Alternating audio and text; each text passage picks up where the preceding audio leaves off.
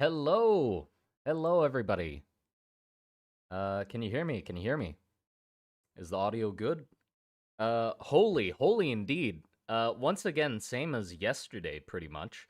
I was drawing it, and then I was like, well, shit, I should be streaming. So we're streaming. I worked on it a little bit since last stream, as you might be able to tell, especially the muscles. My muscles are bigger. Look at this. I'm incredibly proud of the fucking arms. Like Jesus Christ. The thing is, I've been sort of worried about the modifications of uh the war dancers or like physical mages in general. I've been worried that their modifications to their body didn't look interesting enough.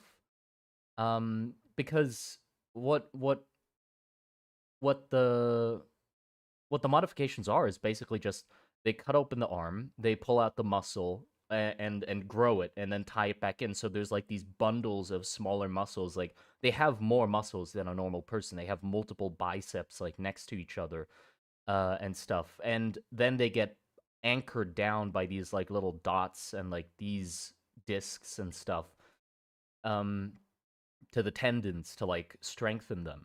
But the dots and stuff are basically the Space Marine dots, you know? Like that's just what they are. Like they're on Space Marines as well when you see those designs, like they're modified and they have like the little metal dots. Only thing I have different is there's bigger dots as well. Wow, how original.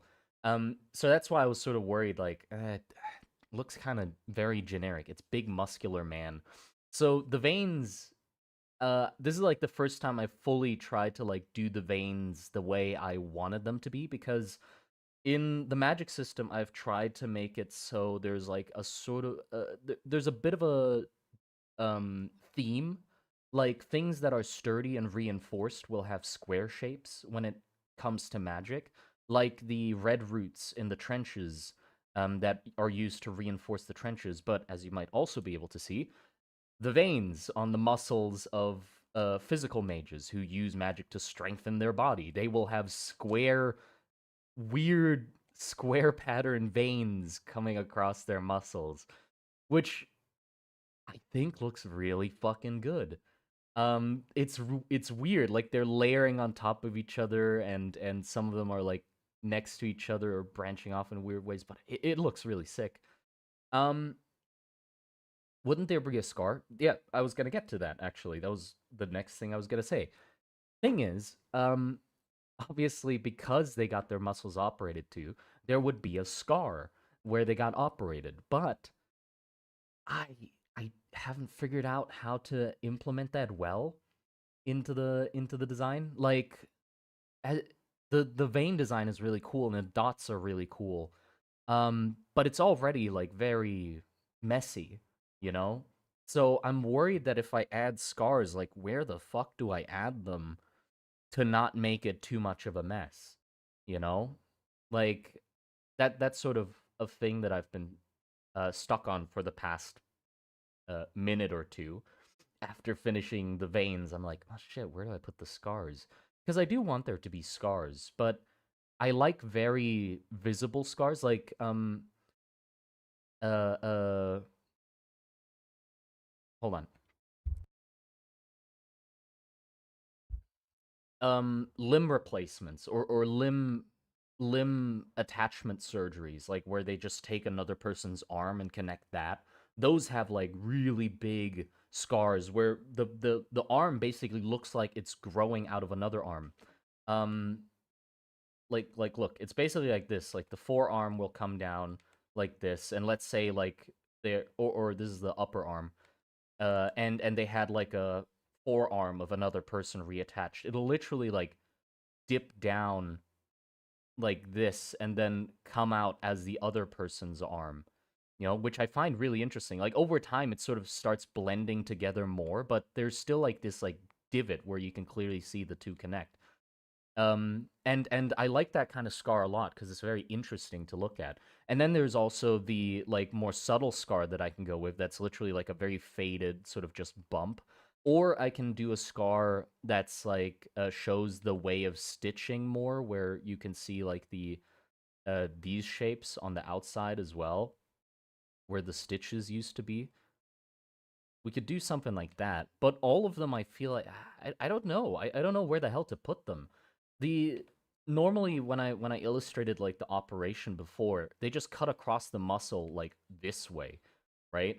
And then they just flay it open to the sides, and then pull the muscle out to work on it, right? But if I have a scar going across this way, like that kind of ruins it, doesn't it? Cause that like middle vein is really cool. So having just another scar next to that to me seems like it sort of breaks up the design, you know?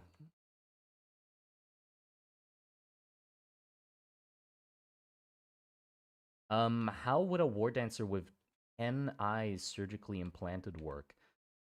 Poorly, probably. Adding multiple limbs and stuff like that works in the world. So like, yeah, grafting. I took grafting.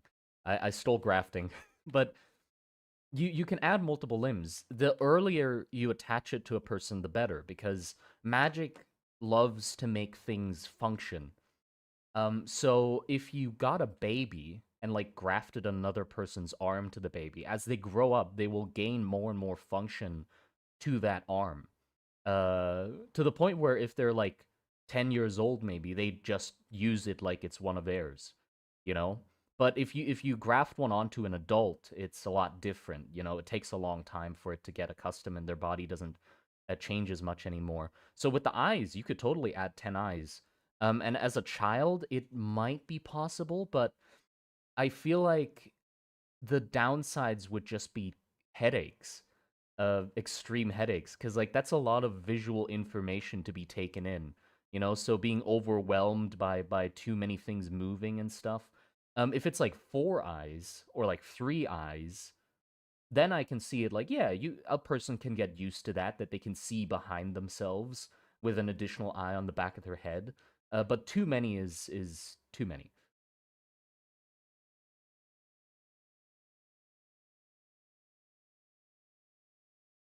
If war dancers are pillarmen, wouldn't it be unlikely they'd give them 10 eyes, as that wouldn't help them climb the pillars? Well, war dancers aren't pillarmen. They were, or they used to be pillarmen. Uh, that's how they originally started, was basically the failed pillarmen would be just thrown into the war, and they realized how effective that was, so they then pivoted to in like actually making modified humans specifically designed to be thrown into the war. So now the war dancers are separate. They're intentionally made for combat. So them having like 10 eyes would, like, if multiple eyes benefited them, then yeah, they'd add them. Um so yeah, like adding 10 eyes might be too much, but like adding one or two more, maybe that could be interesting. Do the war dancers have their like personality still, or does the procedure like destroy their brain? No, no, they do still act like human enough, you know. They still have some humanity to them, with their mannerisms and stuff like that. They take breaks. They don't just stand around like a robot. They try to communicate with people. They can listen to orders. Um, just their modification makes it difficult to talk to people, because they're we decided last stream that I wanted their jaws to be so clenched that they basically break their own teeth because of how strong their jaw muscles are. Mewing to the extreme. Uh, so they can't talk or enunciate properly, because their muscles are just basically they have a constant cramp in their face. Hold on, hold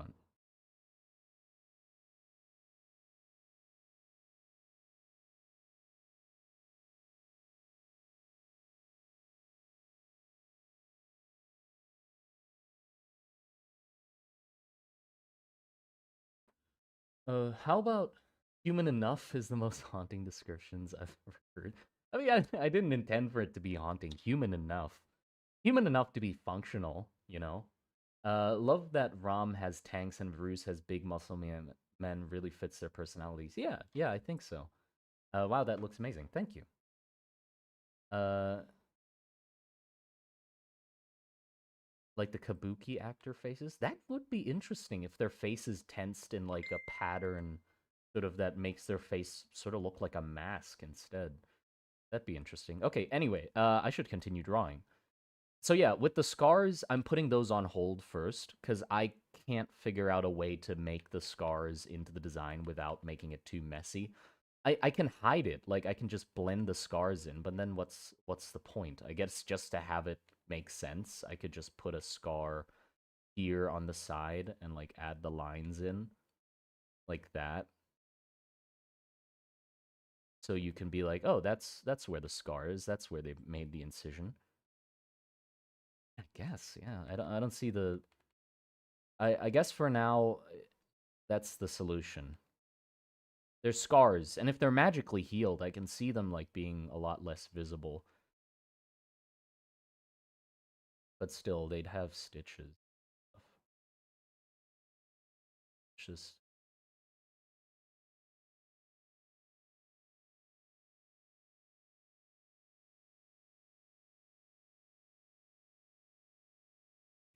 can veins run over scars? It's a weird question, but I've never seen that. I don't think so. Like the skin's too thick. Yeah, and that doesn't make sense. What the fuck kind of question is that? Of course they don't. At least I don't think so.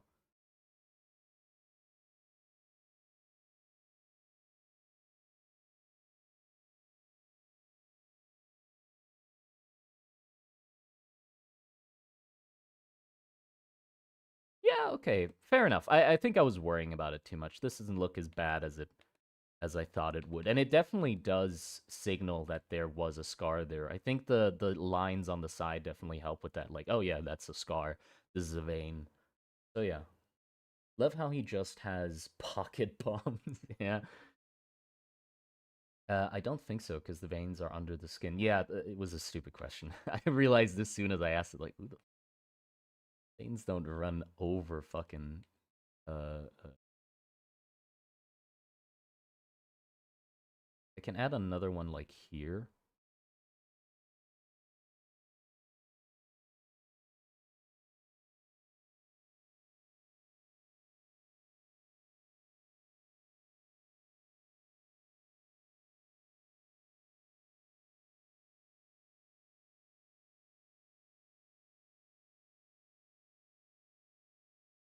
Yeah, I mean that's pretty much it. I don't see the point of adding. I like that a lot. I don't know why the fuck I was worried. Before this stream, I was like, God, how do I add the scars? Well, just fucking add the scars. It doesn't make it too messy, and it is very clear that those are scars. Um, it does make it look more interesting too. Yeah, sorry, I don't know. That whole conversation I just had with you and myself was completely irrelevant. It was not as complicated as I thought at all. Um, I guess talking about it with people does help clear up the mind. So that's what I needed. Hold on. I gotta take a screenshot of this and send it to my friend group because I was writing about it in the friend group before. Like, God, I don't know how to add the fucking scars. So now I'm gonna update them. Like, never mind.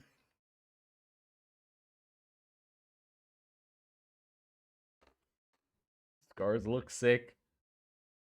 Uh, Sometimes you gotta process it out. Veins could be scars. That spread up fractally. Yeah, I fractals and stuff like that. The thing with fractals is like it is the truest thing that attracts mana in the world. But on designs, it's really hard to add fractals. Groom, thank you for the free oud. Appreciated. Your art reminds me of Trench Crusade, but better. Well, come on, don't say better. I mean, that's just. But thank you. I appreciate it. For funnily enough, with Trench Crusaders, I don't understand, or well, I do understand that people assume or ask me if I've heard of it. But yes, of course, 100,000% I've heard of it. Um, Seeing how similar mine is to theirs, it was so similar, in fact, that at a certain point I was contemplating just throwing the world out because Trench Crusader just did it so much better than I ever could. I was staring at his works one day, and I was like, "Fuck! Like, what am I even doing?" You know, because I was the it was at a time where my world didn't really get its own voice yet. And I was taking from a lot of sources. I still do, but I was taking from a lot of sources inspiration and just trying to find mine. But what I ended up with was just something that was a lesser Trench Crusade, just Trench Crusader, but less extreme. So not as interesting visuals, not as interesting premise. So I didn't have anything going for me, and I was like, "Fuck, like, what am I doing?" Luckily, I didn't delete it and tried pushing through it, and eventually did sort of find my own niche. And I do agree, it's very similar, and I don't, I'm not disgusted by the fact anymore, where I'm like, God, it's just Trench Crusader. I embrace it now, where I'm like, yeah, it does look like Trench Crusader, but I think it stands out enough that I'm covering different aspects of the war, where it's not entirely a holy war. Religion is an aspect of my world, but it's not like a holy crusade against demons. There's no bad and good side. Well, in Trench Crusade, there isn't a good side either. The humans are very morally gray. But still, it's a war between two countries, and focusing more on like the people in the world and the perspective of the people in the world, and like, and now I like have things that make it stand out from that setting as well, like, you know, Burla, the Mana Core, like body modification, I guess, exists in that world as well. But like using magic and mages and that sort of stuff. So I have a lot more to stand on. That's like my own now. I think world projects go through an ugly phase. Oh yeah, but it is very hard to like get through that ugly phase. With everything, there's an ugly phase, I think. Like even in drawings, you know, you get that part where you start painting it or like coloring it and adding shadow and it just looks like ass. Like it looks worse than the sketch. It looks worse than the line work you just covered up. And you are incredibly paranoid about somebody walking by and seeing that part of the process and going, "Ew, that looks bad." It's like, trust me, it gets better. Like, please stand here for another like hour, and then you'll see that this is just a part of the process. But I guess with world building project, it's like a really long painting. But that also sucks because the ugly period of the project lasts a lot longer. With a painting, it might be like 30 minutes of you having to stare at a canvas convincing yourself that it's not shit. But with a world building project, it might be like months of you going, God, this is just that other thing, but worse, until you finally added enough. So it might be even tougher. Yeah, because I definitely had that self doubt for a long time about it literally just being Trench Crusader. I was probably for a solid like month or two. I was just it was hovering over the bucket or over the bin, just being like, do I need to let go of this? Yeah. Okay. What's next? Pants.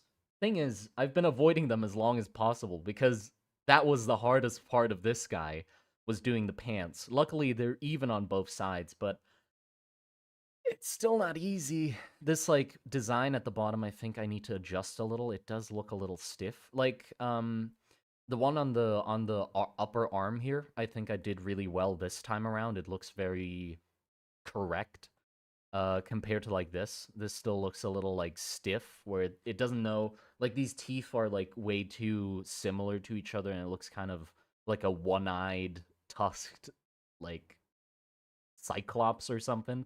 But with this it's like a lot clearer that okay, it's facing this way. That's the front tusk, back tusk. So I think I can do that with the pants. Did you go to art school? No, no, I didn't. It I to me it wasn't the place for me.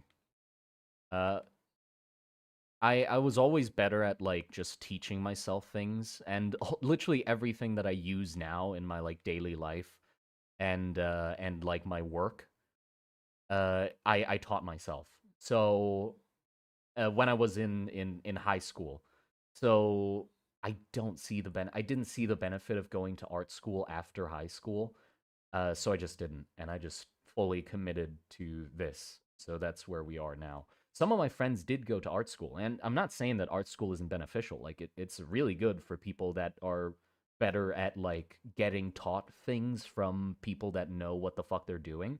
Um, it depends on how you're good at learning things. You know, different people learn different ways, and art school fits for some and doesn't for others. I'm not like discrediting art schools, although I did get a level of satisfaction from listening to my friends who did go to art school and constantly complained to me about how shit it was. I'd be lying if I said I didn't have a small grin on my face, being like, "I fucking told you so." Like, but you know, for some it'll work. For others, it didn't. For me, it didn't. I mean, I'm happy that I didn't go. I'm so happy that I didn't go because like the signs were showing at high school. I mean, even in middle school, the signs were showing that I wasn't good at school. Like sitting in a class, listening to a teacher, doing work that's assigned to me was the bane of my existence. Which now is a lot more obvious because I have ADHD. Or it's a lot more obvious now that I'm officially diagnosed with ADHD. And medicated for it, thank God. But back then I guess I was just like everyone else, just is better at like being toughening through that lack of interest or difficulty of focusing and stuff. But I was always like slacking behind in school. So I knew if I like I could toughen through it if you want me to, you know? Like I waged my bet, or I was weighing, no, that's not how you say it. I was weighing my options, right? And I was like, I could force myself to do the school thing like everybody else, and I would forever be behind. So I will just be a mediocre version of something, right? I'd never be ahead because I just struggled. Or I could try to do it my own way, which is just fuck it. I'm gonna try to get the minimum grade for literally everything, found a loophole, and then spent all my time in the library drawing, and hoping for the best. And it worked out. I mean, I just got it disgustingly lucky. Biggest mistake was being pressured into going to university. Yeah, like, God, for some reason, there's this weird rush at the start of, like, for the first solid 20 years, or like even 30 years of your life, you feel this. I can't vouch for 30. I'm not 30 yet, but still, even in like early teens and shit, there's this weird rush to like, yeah, okay, I get middle school, high school, you got to get through that, but like after high school, for God's sakes, you can slow down. I mean, well, some people don't have an option, sadly, because you know their parents like force them into it and stuff, and in that case, I'm sorry to hear that. That's just unfortunate. But if you have the choice, slow the fuck down, because you don't need to go to university immediately. Go do something and find yourself, or like figure out what the hell. Like, there's no harm in just being a year older than the people going into university or whatever. Nothing wrong with that, you know. There's like rush, go to university, and then you're at university. You weren't confident about the field you went into, and now you're regretting it. Like, well, shit, you shouldn't have rushed. But yeah, sadly, like the upsetting part is there's sadly, like especially here in Asia. Well, I don't know if all Asian countries are like this, but in Thailand there definitely is that a level of this. Your parents really dictate your life for a large portion of its beginning. What you study, where you go to school. They force you to do well. You know, the classic like um hard loving parents that force you to be as good as possible. So a lot of people here don't have that choice. And again, I was disgustingly lucky with rolling the stats for my fucking life, and I happened to roll parents that were incredibly understanding for what the hell I was doing. Which is rare. Like I don't know how it was possible that I, as a stupid high schooler, convinced my parents by saying, "I want to be an artist. Fuck university. I'm not going to that. You can't force me to do it. I'm gonna draw, and after high school, I'm just gonna commit to it. Give me a few years, and it'll happen." And my parents just went, I mean, we can't force them, and then they just let me. So it's way worse in China. Oh yeah, I know. Like Thailand, compared to like other Asian countries, Thailand has it kind of okay-ish. Like it's not as bad as it can be, but yeah. Monsters must know the war dancer's hairstyle. I think they just be bald. Is In their defense, a college education means a lot in the previous generations. Yeah, yeah. Like it's also very much generational, and I don't fault them for that. Like I'm 100% confident when I eventually have kids, or like I get old enough for me to be like those damn kids. I'm definitely gonna be one of those, just grumpy ass old people who doesn't understand what the fuck's going on with the younger generation, and being like, well, back in my day, 100%. Like I can't judge them. I'm gonna be the exact fucking same. I'm gonna try to control it, obviously, keep my mouth shut most of the time when new things appear and not complain about them, but I'm gonna complain about them. I mean, that's I guess that's the benefit. If I get old enough, that's the excuse to complain about thing. I'm allowed to do that at that point. So fuck it. I'm gonna complain about everything. Hey bro, I respect the daily streams. I'm awesome to see the progress on the War Dancers. Yeah, the daily streams are mainly possible because of meth. I love meth, and it's been helping me through my days extremely. Context: my it's my ADHD medication. It's called methylphenidate. Don't worry, it's not actual meth. It's just methylphenidate. But yeah, you gotta thank my medication. I finally got medicated, and holy shit, I'm actually a functional human being now, and can get myself to do things in a reasonable amount of time and efficiently. Me failing every exam I ever had. I mean, same, dude. I fucking I I cheated or just randomly picked 90% of my exams. The only ones I was good at was math up until like up until grade whatever the second or third year of high school. I was keeping up with math. I was like, I might be a math genius. And then the letters came in, X, Y, and those bullshit. And I completely lost track. I was like, oh shit, never mind. I'm not a math prodigy. So so after that, I also started failing those. Um, the only ones I was good at was English, because I just happened to learn English by accident. I wish I could take credit for it and be like, yes, I was some sort of genius as a kid that planned everything ahead, but no. Um, I just happened to get into nature documentaries at a young enough age, that I was still like a sponge soaking up information. Uh, I was already in Thailand, so I didn't learn English from Germany or anything. Like I didn't know any English. I was in Thailand, and the documentary channel was in English, and I was at the young age where I was still soaking shit, like soaking information in like a sponge.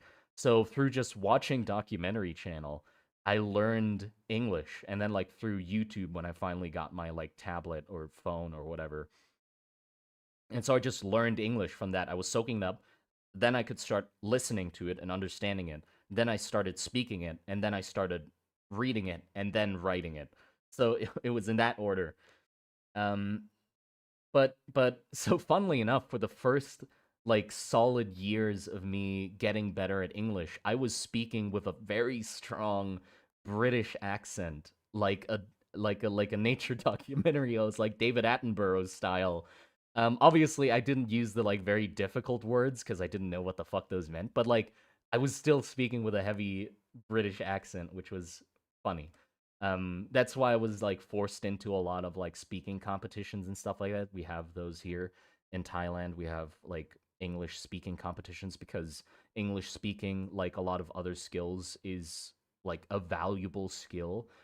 So obviously there are competitions for it. Uh, but yeah, luckily Well, luckily, I mean, I guess it would still work if I had a British accent. It'd just be funny to explain the reason why I had one. But it sort of faded over time as I started soaking up English from different sources, like YouTube and YouTubers, Let's Players and stuff, because they spoke normal English. No, British English is also normal, but you know what I mean, like different accents of English. So now it's like just mellowed out. So I honestly I don't know what accent I have at this point. It's just baseline English American accent, I guess.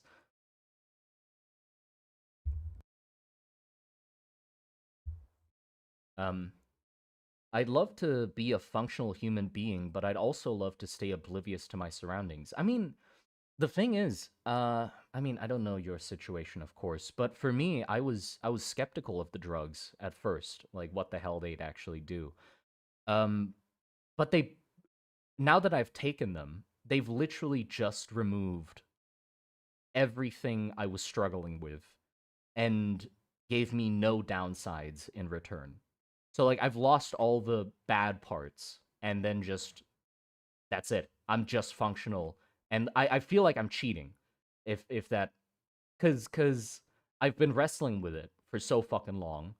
That like I've gotten very efficient at like working in short bursts because that's the amount of attention I had for everything. That's why I like always like failed with like longer projects and stuff because I couldn't keep my attention that long. So my drawings got really fast to make up for that. But now I have the attention to work a normal amount of time per day, but with the speed that I gained from being, dealing with ADHD for my whole life. So I feel like I'm cheating. I can get so much shit done. Which, well, I mean, this drawing has taken multiple streams, but that's also just because I've been yapping. Like, I'm not drawing right now. I'm sorry that this is how streams are normally, but it just is. Um, but yeah, like all the downsides are gone, and I thought that like my worries and stress that fucking went out the window as well, because like I explained to the doctor, and they had like suspicions that I might have like mild anxiety or depression as well. But like I dealt with it for so fucking long, I know exactly how the fuck I ticked. So I was like, no, I don't have that. It's literally just ADHD, and all my other fucking problems I've had in my life stem from me not being able to do shit. Like the stress as well, and like my anxiousness and stuff like that is because there's so much shit in my head. So after taking the ADHD medicine, the stress went out my window because I could actually do the fucking things that gave me the stress in the first place, you know?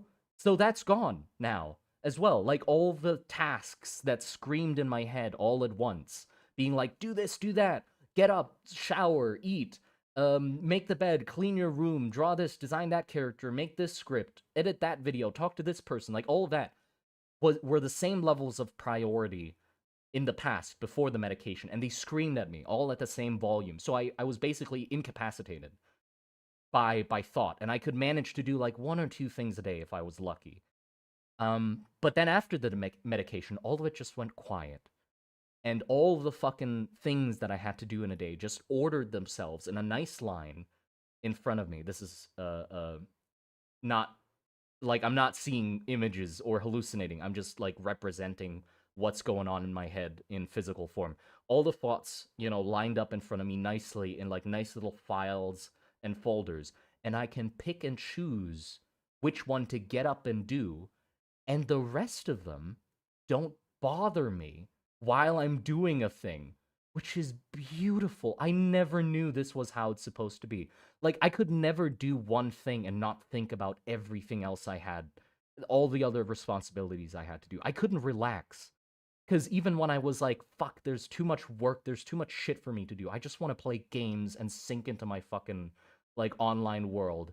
I couldn't do that because when I was gaming, my head was still screaming at me with all the other stupid tasks I needed to complete and couldn't complete because I was stressed, because I couldn't do them. So it was stupid. But now, even like the resting is different. So like with the medicine, I can rest in peace as well because it's just quiet in my head and everything's organized. And I can think to myself, I'll just do that later. And that's it. That's the end of it. And everything just goes quiet. And I can focus on just having fun with what I'm doing or chilling out. You know, I didn't know that that was also a part, or that ADHD was affecting that part of my life as well until I took the meds and it just went quiet. And I was like, oh shit, like that's also affected. And like I was interacting with friends more often as well, weirdly enough. Like there's so many things that were affected by it that I didn't consider were until it was cured, pretty much. Because I was talking to friends more and I reached out a lot more to people that I normally didn't reach out to, but was thinking about reaching out to a lot because the ADHD was subtly just affecting my emotions of being like, God, but there's so much effort in like going to talk to a person and overthinking about all the things that go into having a conversation with someone and planning to go out with someone and shit like that. Poof, gone, nothing. I just go to the person, hey, let's talk this time. Hey, want to go to a coffee shop? Yeah, let's go. And then we just did. And then I had a good time. And then I went home and worked. It's stupid. It's absolutely stupid. How much a little tiny pill can fix my whole damn life. I'm so glad my OCD and ADD decided to magically disappear. Oh, great to hear that. Bro, at least you get something done. I'm tied down by both ADD and laziness. Well, I'm sorry to hear that. Yeah, if anyone's dealing with like the ADHD or like any other like mental issues, I'm so sorry. It's like holy shit. Without them, it's just so much easier. I wish I could get tested for ADHD, but it's hard to set up. Oh yeah, I mean, I think in Thailand even, um, it wasn't. I thought it'd be worse. I was prepared that it'd be bad. I realized, oh yeah, it is bad to a certain degree, but it could be so much worse. I've heard in like America, there's some places where it takes years to get like an appointment with a psychiatrist or something. I'm sorry, man. Like Jesus, that sucks. Over here, after I decided that I should get to see a therapist, it took me 2 weeks to get to talk to one and get medicated, which is long, but uh, reasonable to deal with. Like, okay, fair. And also, I went about it badly. If I knew exactly what I was doing, it'd probably have been quicker because a lot of like the first week was literally me. I found a place that I can go to that was an hour away, and I stupidly went there instead of just checking first if my local hospital had a fucking psychiatrist because I went to a clinic, a psychiatry clinic that was an hour away, and talked to them, and they weren't open. So they only took online appointments, and the online appointments were booked until that Friday. So I waited the whole week to talk to them Friday, and they told me like, yeah, you have ADHD, but also by the way, there's a psychiatrist in your city and you can go to them. Like the hospital has one and they can prescribe you the drugs. I can't. So I was like, well, shit. This first week was basically me just being told, hey, by the way, there's a psychiatrist like in your hospital. And the second week was spent, you know, talking to them, going at the right time and you know, getting medicated and stuff. Uh so it would have been faster, but yeah. I'm not much better right now. My current medication barely does anything. Yeah, I I guess I just got lucky, and they gave me the first one, and it was a home run that just basically cured me of literally everything. And gave me no side effects, by the way. Well, okay, it does have side effects, but they are so incredibly mild that I couldn't care less about them. My life already functions this way, and they do not affect me in the slightest. So, it's like the classic, not tired and lack of hunger, but you eat before the medicine anyway, and it's a 4-hour dose. So I just eat, then take the medicine, and then obviously I'm not gonna eat in the next 4 fucking hours. I just ate. And then after it wears off, I just eat again and then take it again, and that's it. So that's not an issue. Not being tired, well, no shit, I just slept last night, so just don't be stupid and take it before you're gonna go to bed, or don't take it too late. So that's not an issue. And then the other parts are like there were mood swings, headaches, nausea, that sort of stuff could happen, and I've gotten those symptoms after it's like worn off. Sometimes I've had some headaches, but so mild, like it's just sort of an inconvenience. Like you feel it like a little bit in your head, and I'm like, oh, I'm having the headache side effect, and that's sort of the only extent I need to acknowledge it by. Nausea was I just got nausea yesterday, which was interesting. That's the first time I got it in like the it's been 2 weeks. In the 2 weeks that I've been taking it, nausea first time yesterday, and that was a little weird. It wasn't bad nausea, like God, I couldn't like stand or like orient myself, but it was feeling a little like light on my feet and a little spinny, like a tiny bit. So I just sat down and waited for it to go away. Like that was it. Um, and that's about it. Yeah. Besides that, I have no fucking issues with the drugs. Like Jesus, it's perfect. It's like you're either 51 or 50, or you're fine, and there's no in between as far as most insurance is concerned. Oh, I've had a nerve issue in my neck for almost 2 years. Nearly constant pain. Haven't been working. Only thing doctor in America have offered is antidepressants. What the fuck? And muscle relaxants? That doesn't seem like the right. Don't they just do they did they like check what the fuck's wrong, or I don't know. Like from an outside point of view, what I hear from like the American health system is garbage. I mean, I feel sorry for you guys. It sounds like it sucks. I mean, no doubt some uh vigilante would, decide to take it into his own hands and do something about it. Uh but that wouldn't happen, would it? I mean, did you take it on an empty stomach? No, no.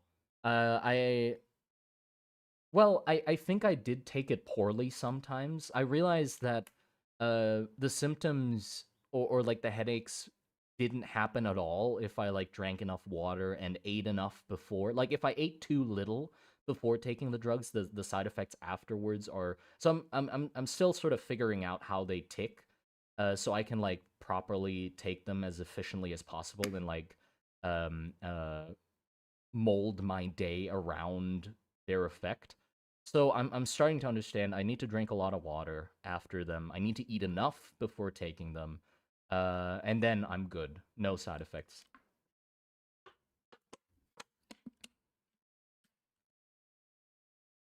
It's actually amazing that Australia has a good healthcare system. That's great.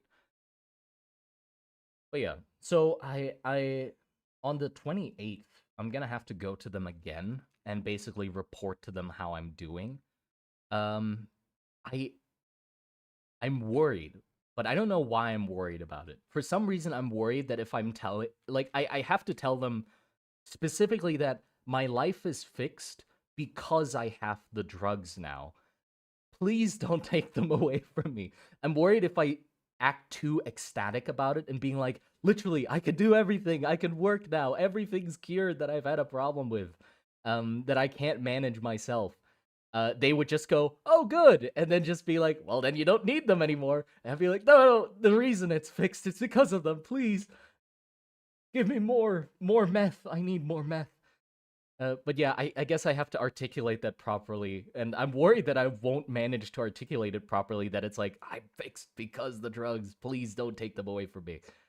But yeah, that'll have to wait up to the till the 28th to see if I fuck it up entirely, and afterwards if you don't hear from me after the 28th, that means I've royally fucked up and somehow managed to convince my the psychiatrist that I do not need the drugs anymore and just fallen back into a slum of procrastination and not being able to function.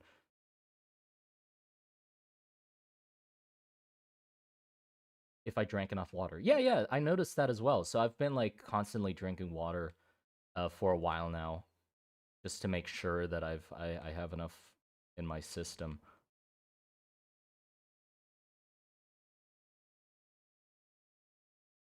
They got you hooked. They got me hooked on that meth.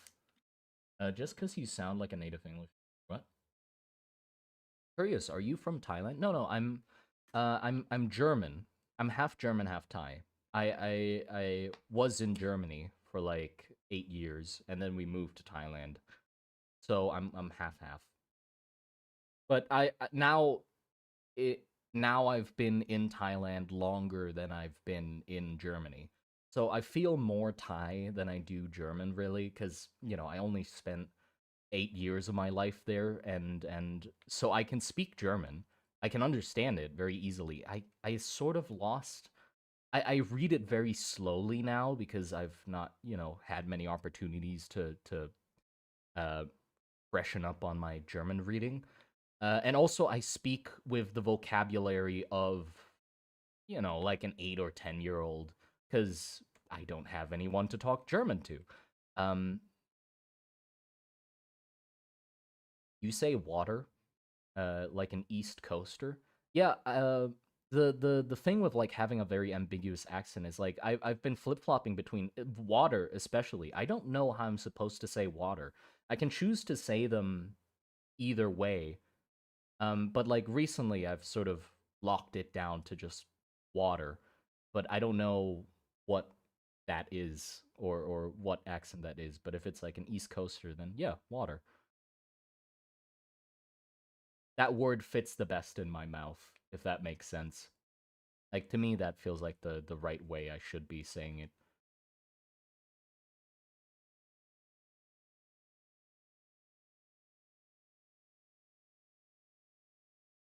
Water, water, water, water, water. Yeah, now I forgot how the fuck I say it. Thanks. I completely. I was saying it some way before. Water? Was I enunciating the T very loudly? I don't fucking know. Never mind. I'll get back to how I said it normally eventually.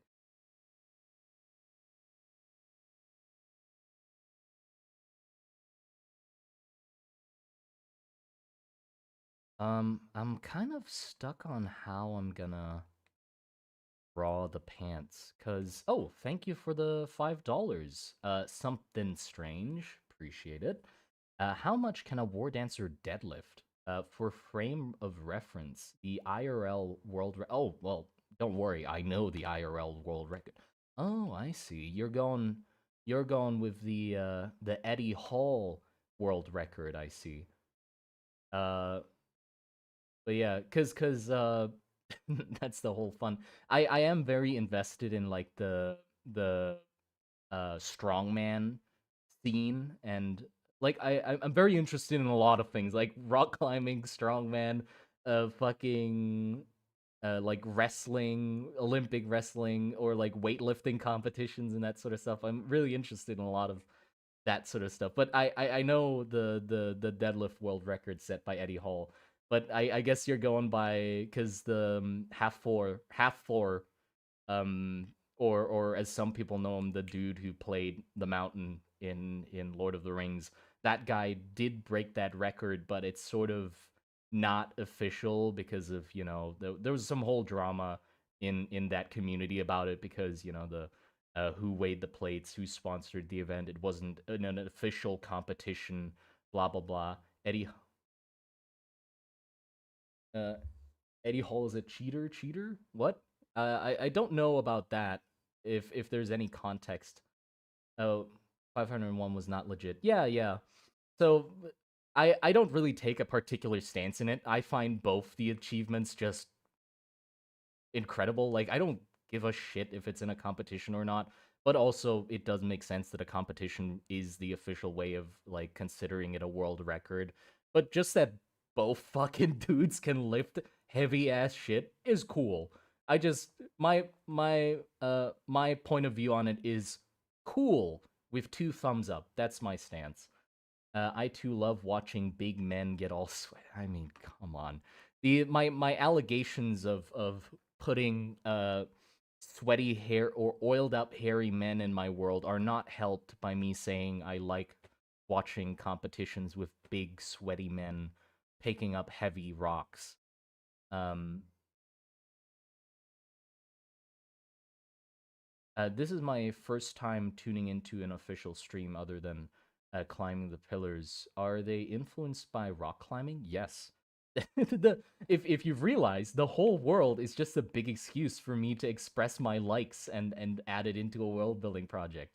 There's rock climbers, there's the pillar, like the whole religion and the giant pillars, because I like rock climbing. There's body modifications, I like that too, and like muscles, I like muscles, so I make big muscly men. But yeah. Oh, to answer the question, sorry. How much would a war dancer be able to deadlift? I mean, if you look at his proportions, he is very much built for deadlifts, isn't he? Because he has very long arms. His ape index is very high.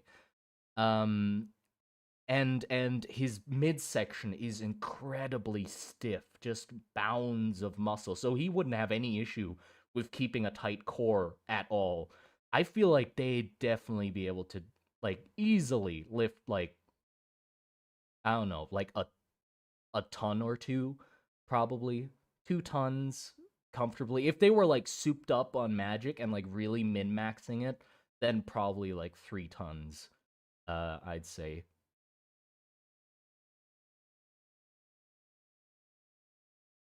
When big muscly women. I'm sorry, but I can't draw women. If you're wondering why there's not many women character in my world, a large reason I'm bad at drawing women. I'm just good at drawing men.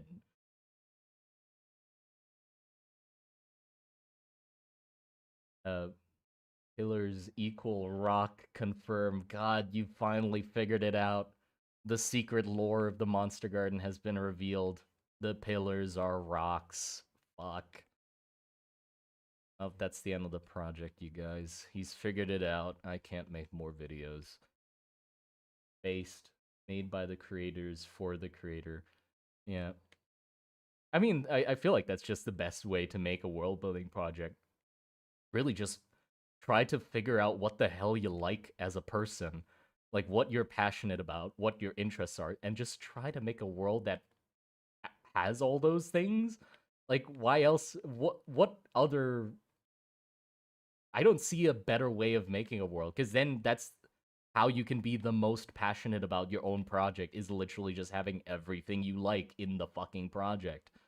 And just having the whole project be silly or very vaguely uh veiled excuses to add things you like into it. Like, oh yeah, this thing happened in the world. Is it a reason for you just to add rock climbers? Maybe. Yes, it is. Who would win? Oh god. The like argument between or like the question of if it's like a war dancer against a space marine or something, who would win? I don't want to even start that sort of comparison. If you want to go ahead, don't do it in this chat though. I can't read all that shit. It's from different worlds. It's different power scalings. If I'm gonna be honest, I feel like space marines would win against my war dancers just because the level of bullshit that either one of them deals with is so like space marines go against unimaginable horrors like giant space bugs and green muscle bound like vegetables uh that love war and then just space wizards and shit, like them having the ability to fight against that already makes it very clear to me that the war dancers who are fighting against humans and tanks, they won't have a chance. Like, yeah, there's magic in the world, and yeah, they're really powerful, but like, considering what they're fighting against, I feel like they're just on a different scale. So sorry for all the war dancer betters, I guess. We're losing this one. Like it's a whole different fucking level of war and combat. But yeah, Bodu, thank you for the 10 out. Appreciate it.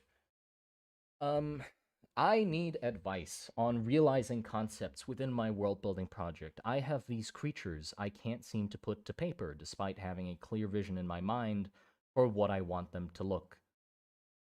You mean you just have trouble drawing them? I mean, if you have trouble drawing them, you'll sadly. I. Uh, okay, to preface this, This is not advice. I'm not good at giving advice. I'm just going from personal experience. So it's just me telling you of a similar thing that has happened to me that you might be able to take to do something. I've had this a lot of times where, or well, forever. Like this is just the bane of an artist, I guess. What's in your head always looks so much better than be better. He said, no, listen, I'm gonna put it a lot softer than that. There's always a disconnect between what you see in your head and what comes out on the piece of paper. That's always going to be there, right? Even with this drawing, it might look good and I'm happy with it, but is it exactly what I want in my head? No. Like there's still some discrepancy where I like it in my head more than what it comes out on paper. The more I've drawn throughout the years and practiced more and gotten better at drawing, the closer that distance has become. So I can be a lot more happy with what I produce um, without too many mind gymnastics. Because it's just gotten closer. I've gotten better at illustrating what I want. Uh, but that's sadly just the case. Is like if what comes out on paper is not what to your liking, what I'd recommend, shelve it. Like leave it, or don't throw it out. Leave it in reach somewhere where you can come back to it occasionally and work on it when you want to and feel like it. But leave it and work on other shit that you feel more confident in being able to like express and illustrate true to what you see in your head. And then occasionally you can come back to it and try again. And if you still don't feel like it's right, leave it and then come back to it later. Like it's not gonna, there's no deadline.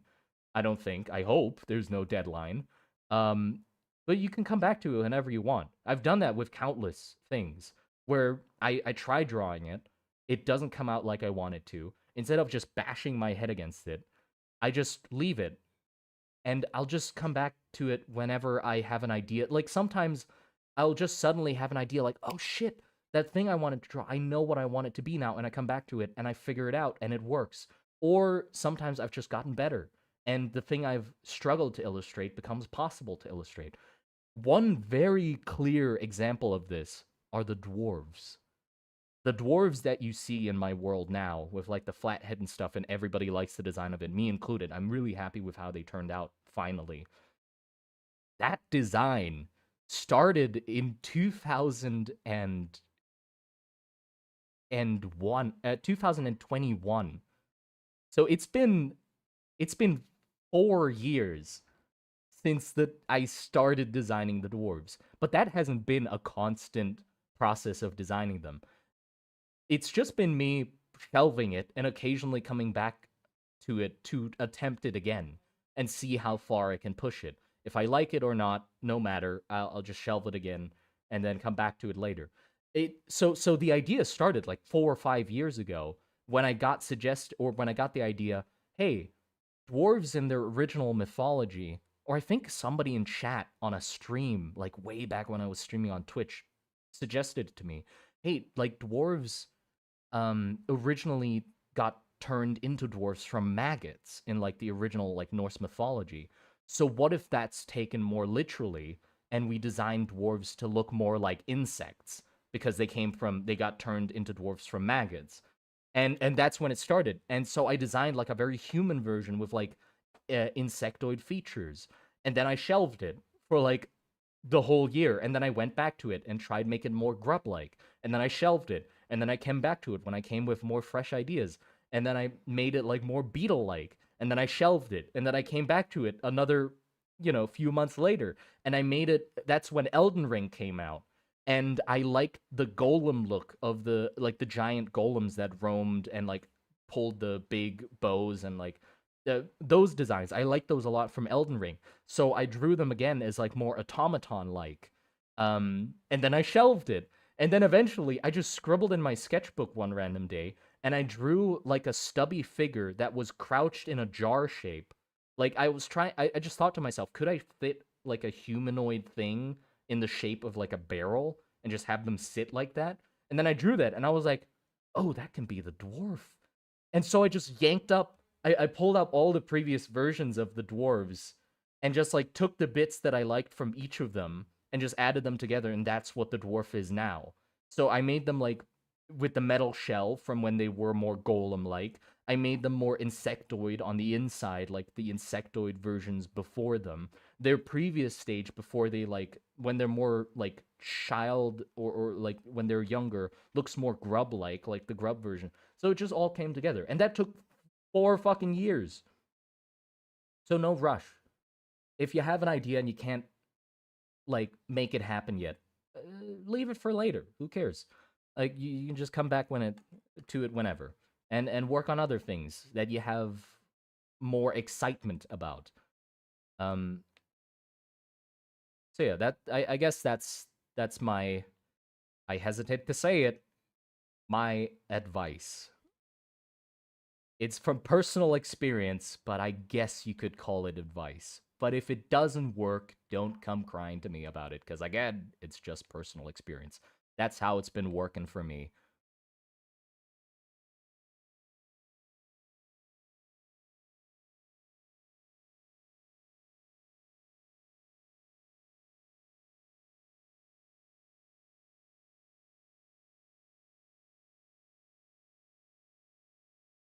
I like whenever I do animations, I improv everything and enjoy it in the moment. But a lot of the time, I just can uh bring myself to do it for some, can't bring myself to do it for some reason. Well, yeah, the starting part's always like the hardest. That's what I've been suffering with for like most of my life, is like getting started on doing things. Like doing them after I've started is easier. But getting to starting is really hard. Be better. There you go. Be better. But I told you I was gonna put it in a nicer way, and I did. But yes, be better. All advice stems at some point from personal experience, I guess, but I really hesitate um to call it advice. I hate giving out advice because all of it's so, like in art especially, all of it's so fucking subjective and personal, and well, yeah, that's all the two descriptors. No more descriptors. But yeah, it's so subjective and personal depending on the individual art, um that like it's really hard to give advice. Especially, you know what I hate the most in art content? Those, I know it's like just clickbait, but those fucking do's and don'ts, like shorts or videos where they're like, if you want to draw this, do this. Don't do this. And it's just an X and thumbs up. Like, that's just stupid. Like, there's no, that doesn't exist. Don't do this, do that. Like, that's not easy or as simple as that.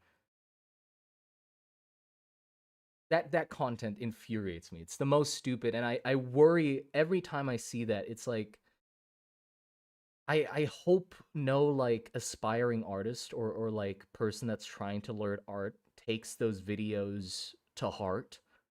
Because if they do, they'll just get lost on like this stupid journey that won't actually benefit them in any meaningful way, and they'll just have to walk it back and then start over again. So it's just like garbage, you know? You're just making it last or take longer for people who are actually trying to learn and don't know what's good advice and bad advice yet, you know? Art advice content is useless. Yeah. Like I think the best ones are channels like what's that channel? There's really good art content that teaches like there's like different types of art content, right? But there's the ones that teach the thought process behind the art, right?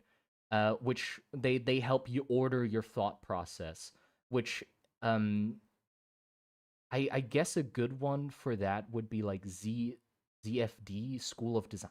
What the fuck was his name? Um hold on. He does like he tells you about like perspective and stuff like that too, but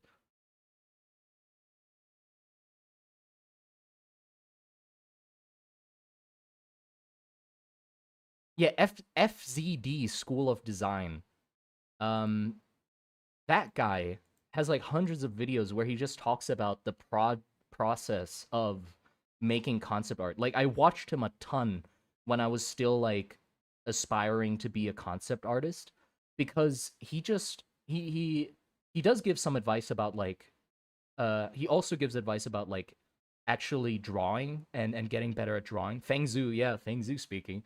Um but most of his videos, I think, are more in the sense of he tells you about the process of like ordering your thoughts, finding references, making thumbnails efficiently, that sort of stuff, which is really helpful in like the thought process sense, right? But then there's videos like the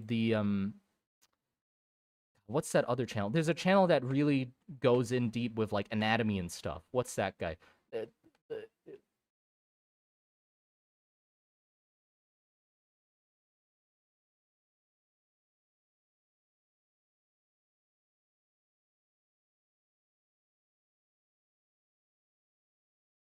like figure drawing. What the hell is that channel? I completely forgot.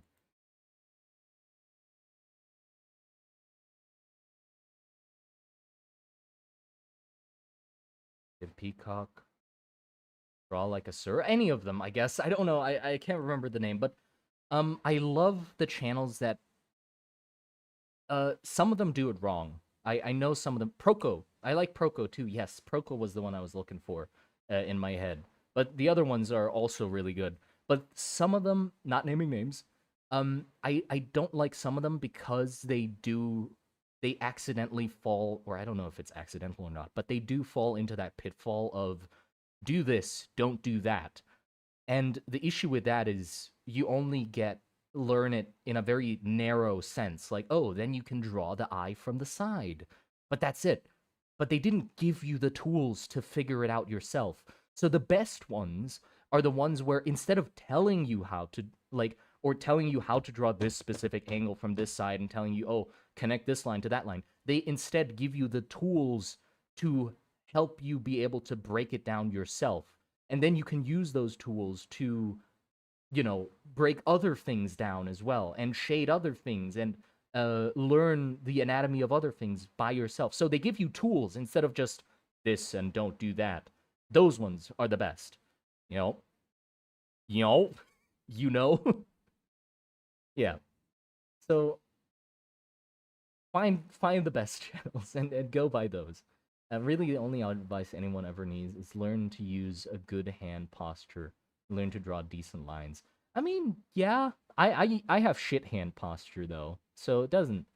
It depends. Like that's also not like a do and don't. I've seen some artists that draw amazing works with the most disgusting grip on that fucking thing, on that fucking pen you've ever seen. Like they clutch that thing like a toddler holding a crayon, but they still manage to pump out masterpieces. So you can't say it's like the hand posture. I mean, from a uh from a like injury standpoint, yeah, maybe that'll lead to like carpal tunnel or something in the future. But the output of drawings, I don't think that gets affected by hand position as much as you might believe. Because you can make anything work. I mean, there's people that have the pens in their fucking mouths and they can draw as well. So it doesn't matter how you hold the pen, you know?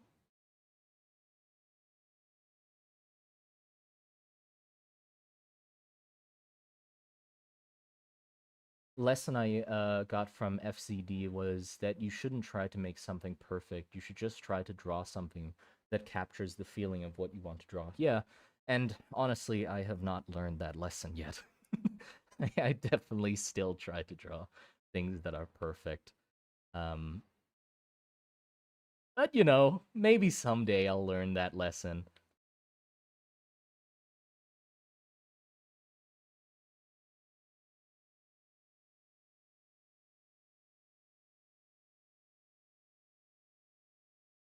Yeah.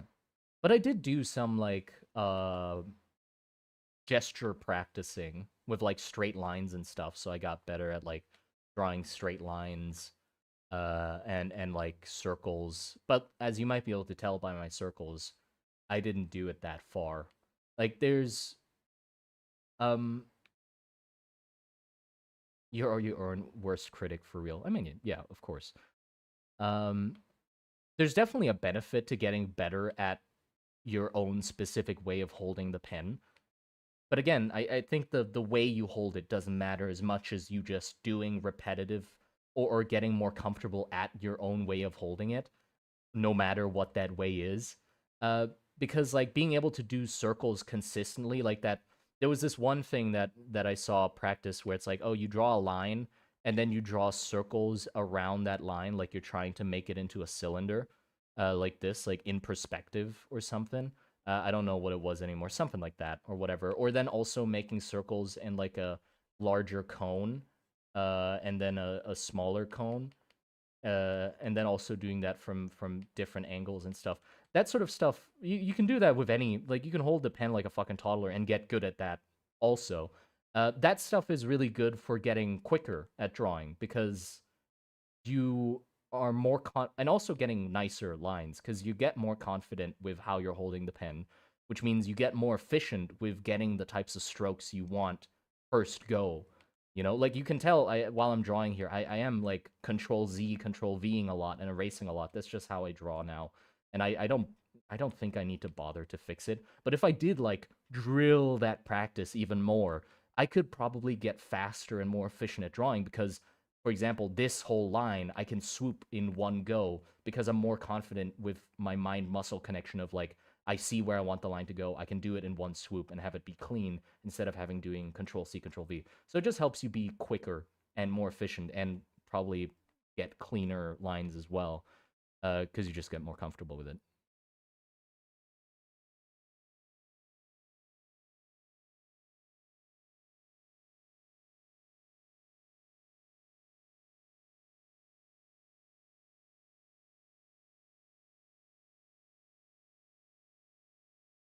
Strokes? Yeah, strokes. Oh, come on, you children. Absolute children. Strokes, like brush strokes. God, or like pen strokes. That word means other things too. I'm having one fucking damn. God damn it.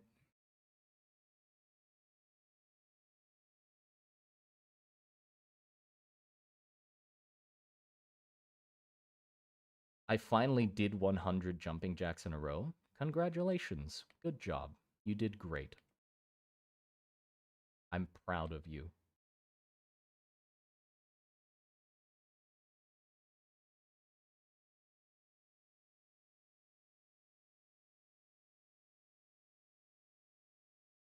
Uh, will you do a mini video or stream about what is possible with magic? I do want to make more videos about the magic system in general.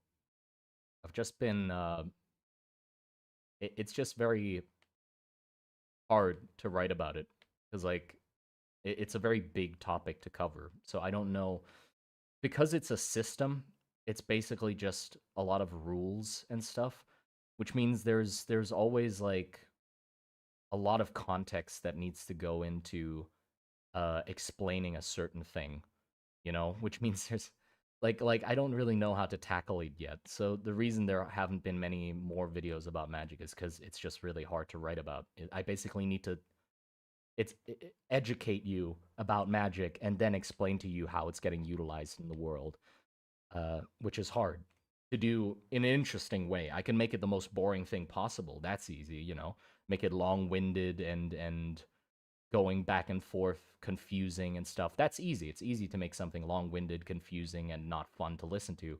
It's hard to make a lesson interesting and not make it, a drag.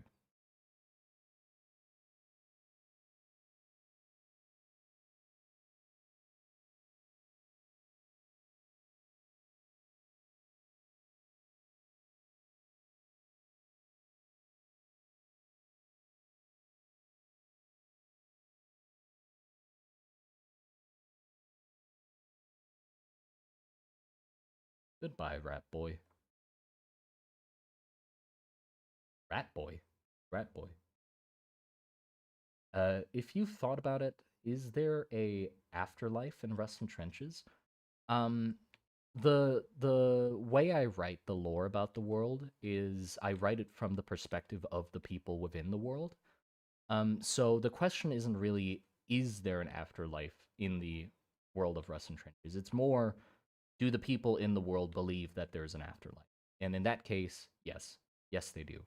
Um, for Ram, they believe that after somebody dies, they basically go through a very long journey of their soul slowly traveling down into the center of the earth to rejoin with Yorm, and then through the giant serpent, which is like another god. I don't have a name for it yet, but basically, he's like a giant fire breathing serpent that's the source of fire for all the volcanoes and stuff in the world, but also represents rebirth and forging and creation of life.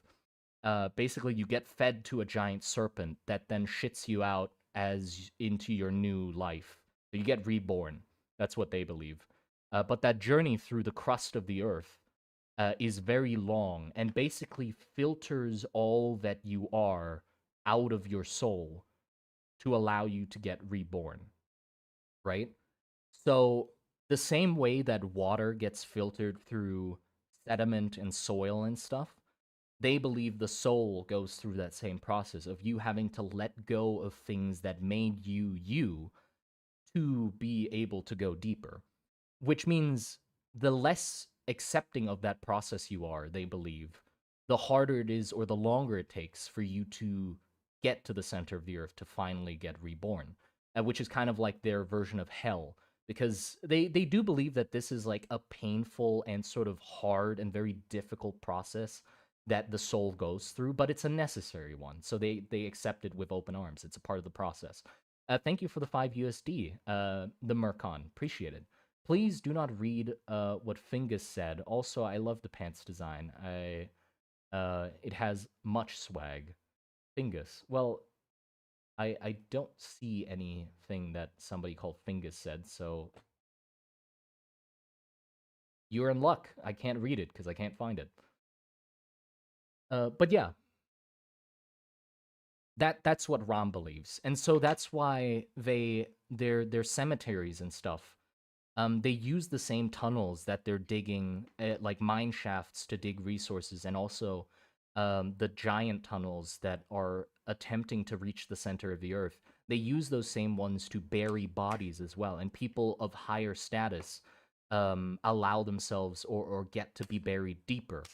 The reason being is they want to be buried deeper so that that journey of cleansing your soul is shorter so they can get reborn faster. But also, they believe that if they get buried deep enough, there is a chance that some of their soul might be left over after the process so that in the next life they can basically have a jump start and have some of themselves remain uh in the next life from the previous, you know.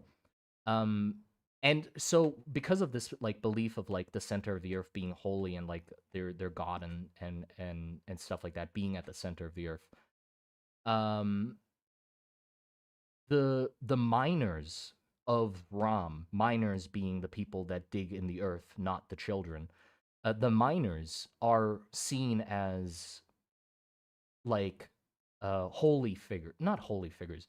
They're practicers of the religion, basically like a monk.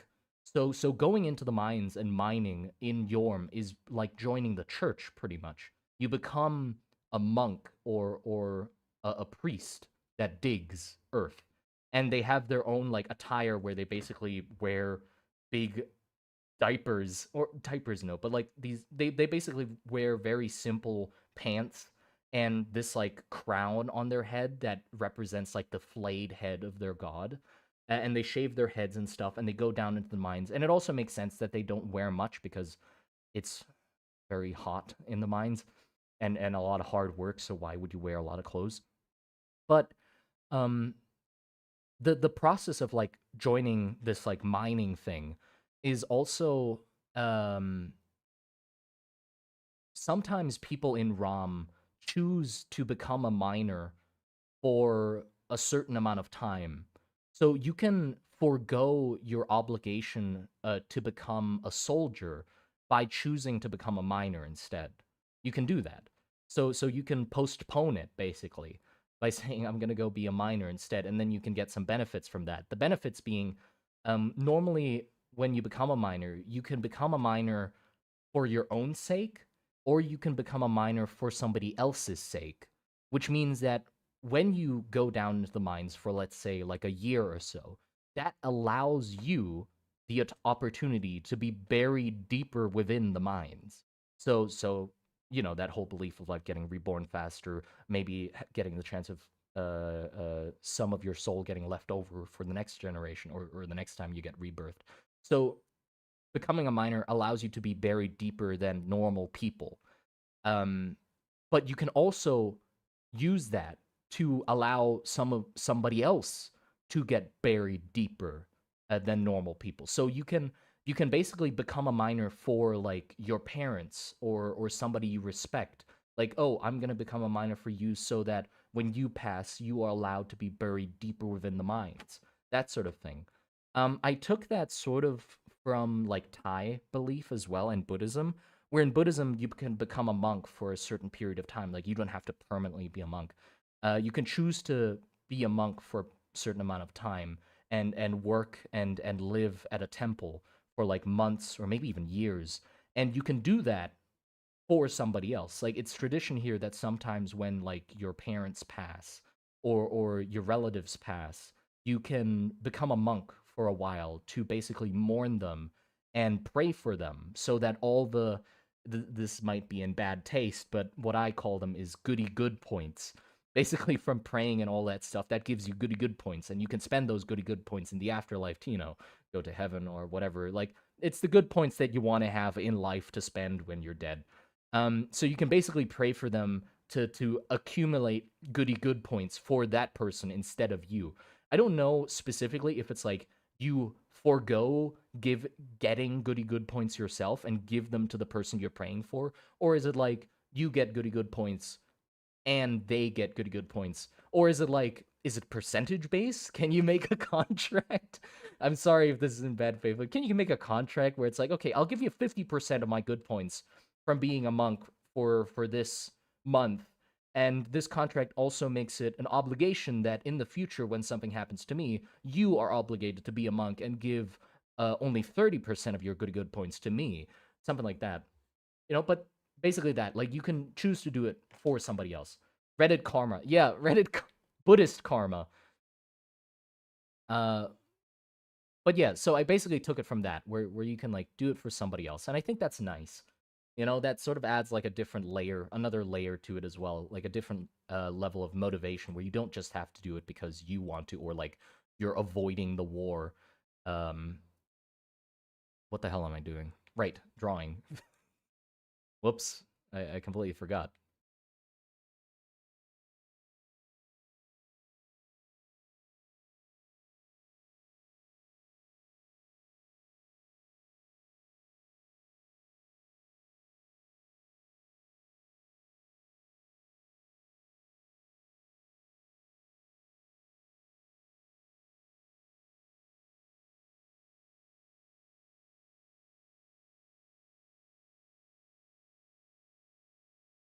Does this even make sense? I'm sort of worried that this pants pattern doesn't fucking make sense. It's so confusing.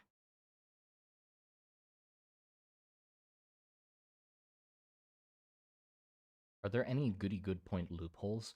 Well, that's the thing. With any religion and humanity as a whole, if there's an easier way or a loophole that people can find to do something and feel good about themselves, they'll do it. So like, no doubt, even in religion, something as holy as religion, there's fucking loopholes, and there are people that exploit them just to feel good about themselves. Um, One of the most funny examples of this to me was, I think, in like Christianity, like a really long time ago when medieval times. Don't quote me on this, by the way. Take this with a very big grain of salt. I literally learned this from a channel called Tasting History, um, because they talk about like food history and stuff, and food and religion are a very interesting combination of topics because they normally go hand in hand. Religion oftentimes affects food in some way, or their eating habits in some way, especially for the people that devote themselves to said religion, like monks. And in the case of Christianity, food, they had like Lent and periods of fasting and that sort of stuff, right? But apparently, like a specific thing that happened was that Love Tasting History, amazing channel, by the way, highly recommended. Even if you don't give a shit about food, which I doubt anybody doesn't give a shit about food, go watch it. It's amazing. You learn so much, and the way he lays out the videos is so entertaining. Like it keeps you captivated the whole time around. Even history might sound boring. He doesn't. He manages to make it not boring. Um, but anyway, basically, monks were only allowed to eat a certain amount of food. But the exception to that rule was that if a higher up, I don't know the terms of the church, so forgive me, but a higher up of the church gifts you the food, then you can have more food than normal, right? And that makes sense, right? It's like, oh, it's courtesy to like take food from people that gift it to you, especially if they're higher up. So you can't deny that. So even if you're like, you're only allowed this much food, but if they give it to you, I mean, nice, you have to eat it. And they found a fucking loophole to that, obviously. And what they did was basically, well, if you can eat, um, if you can exceed the amount of food you can eat, you're allowed to eat in a day by having a higher up gift it to you, why not just basically turn it into a conga line where all the food we want to eat just gets passed down to us by the higher ups? So what they did was basically they just instead of having like they can just have a feast. They could have a feast by just having the cooks give the food to the higher ups and then having the higher ups gift it down to the monks, being like, here you go, I bestow upon you this food, blah blah blah, you can eat it, and it's allowed because I'm gifting it to you technically. So they just instead of having reasonable amounts of food, they had disgusting amounts of food every day because they just found this loophole where, well, we just gift everything to ourselves. So, oh, I want to eat that, I want to eat this, yeah, just make that food and give it to that guy and have that guy give it to me and then I can eat it. And then they found a way to like fix that loophole because monks were getting fat. And then another thing that happened was that the mess halls that they were like eating at, the mess halls that they were eating at, um they started making the doors really small. Like I don't know if this was everywhere, but I saw this somewhere where they made the doors just really thin so that if you were just too fat, you wouldn't be able to go in and eat. And that's just their way that they fixed that, or monks indulging too much in gluttony. True gamers, yeah. And there was something else with like alcohol as well. I don't know if it was the same with like the food where you can just gift alcohol, but like monks drank to a certain degree. But then in a point of history, they just drank, and just got wasted off alcohol because they found another silly loophole where they found a way that they could just drink in excess instead of actually following their own fucking teachings, or their own religious beliefs.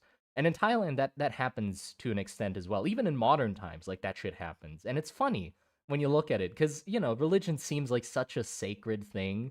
Seeing it being loopholed is so funny. Like the holy water thing. Like I find that so funny when it's like, oh, you can bless holy water, or you can bless water to make it holy, right? But they have all these like rules that they've set up where it's like, well, if half of an amount of water is holy and the other half is normal water, that normal half of water also turns into holy water.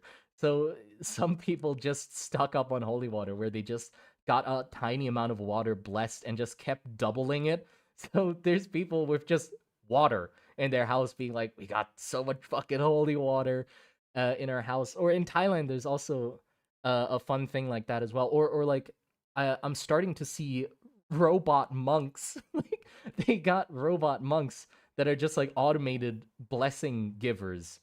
But the ones that I find the most hilarious that I've seen not recently but a while ago was normally you have like this bowl like in some tradition or in some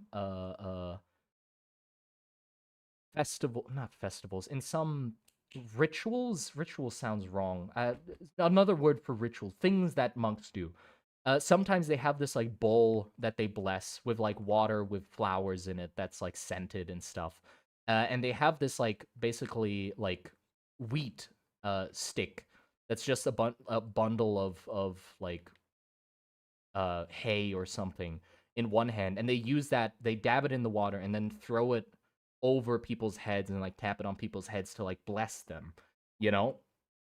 But that's a lot of effort, right? That's a lot of effort. You gotta dip the brush into the fucking holy juice and then chuck it on people. The monks don't have enough. Like, if you do that too often, your arms gets tired. So what do we do instead? You know what's good at spreading water over a large area without much effort?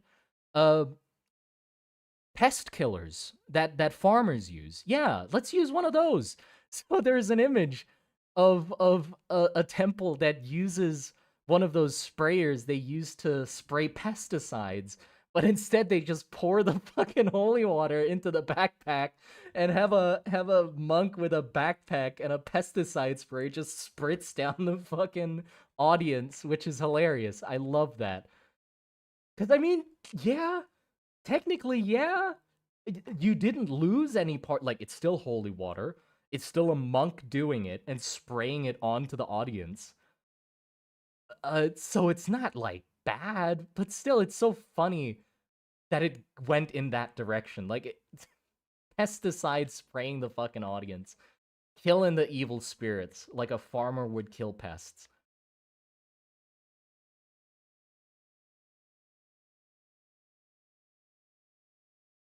Yeah, also like the virtual like prayer apps, those are weird. Like I think that's gone a little too far. Uh, like going to the church or the temple and doing it there, I think that's like the bare minimum, you know? Or praying at home with like a relic or like a cross or something. Yeah, but like virtual prayers where you can like be blessed online, those are kind of weird because you pay for them too. Kind of predatory, I think. Those exist. And there's one uh Boy, another channel I recommend. They cover some very fun topics, but Boy did a really interesting video about those like um digital prayer apps. And one of them specifically that I think has like the voice of Mark Rober. No, not Mark. What the fuck? Not Mark Rober. That's another guy completely. It's like some celebrity.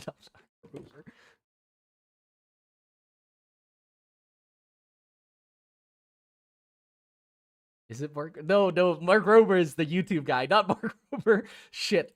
It's some other celebrity, but they got the voice. Like the church is sponsored, or like he's sponsored by the church, and has his voice in the app and gives you blessings and shit. And it's so weird. It's so weird to listen to.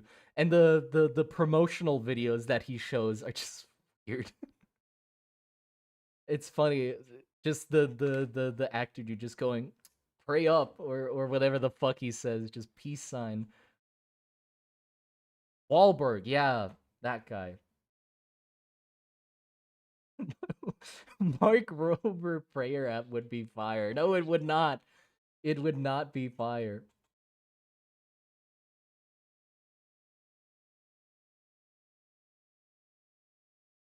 They're both Mark though, right? Like I didn't make a mistake. Mark Wahlberg. Hold on.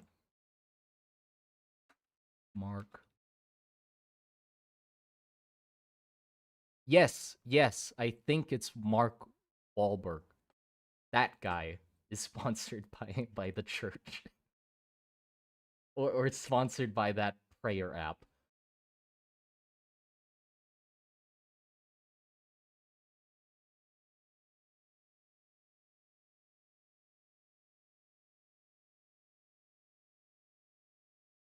It shoots glitter at you each time you sin. In this video, I'm gonna be pranking sinners. I made a robot to punish sinners. Actually, yeah. That would be really cool now that I think about it. That should be the next Mark Rober video. I automated sinning.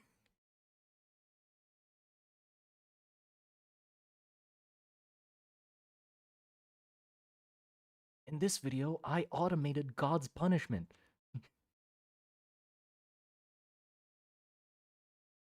Question, should female dwarves just look like elves? There's no female or male dwarves. There's just dwarves.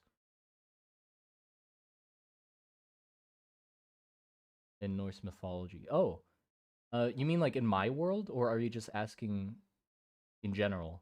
Should female dwarves just look like elves? Because I heard dwarves were originally dark elves in Norse mythology. Well, I mean, in that case, why don't the male dwarves also look like elves then? Why just the female ones? Don't add to the, like, stupid, fantasy race shit. God, if you're gonna make the the race look different, make both of them, please. I'm sick of seeing those fucking, uh... Oh, the orc males are disgusting brutes with big muscles, and then green supermodel female orcs. Anytime I see that in fiction, I just roll my eyes like, oh, Jesus. Like, you could get so much character design or interesting character design if you just didn't do that. But yeah. I advocate for female dwarves having beards just because it would make the design more interesting. Like, that's the only, like, it would just make it more interesting. And why wouldn't you want it to be more interesting?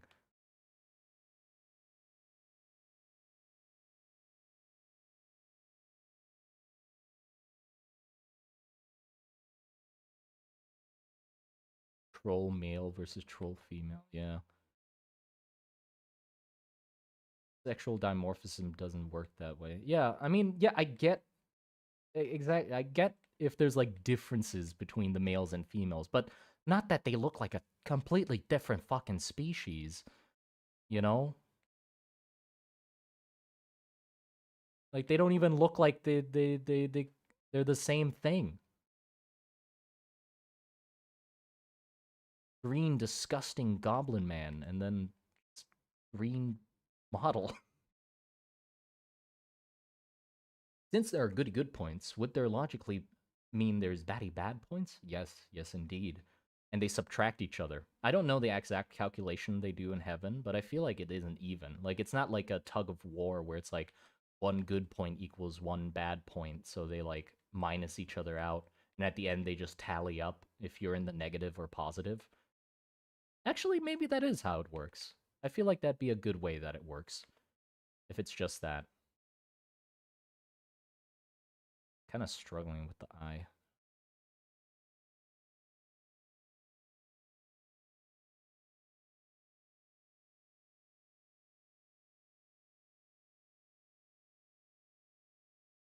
What? Like,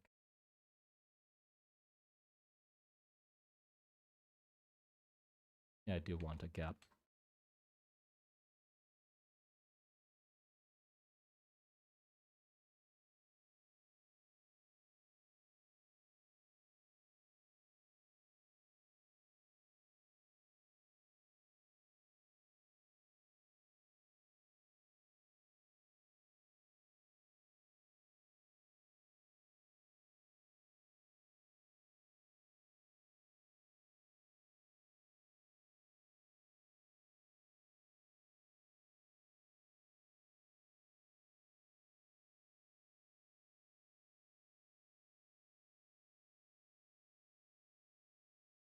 It is becoming a part of Veruse's aesthetic as a whole. Yeah, yeah.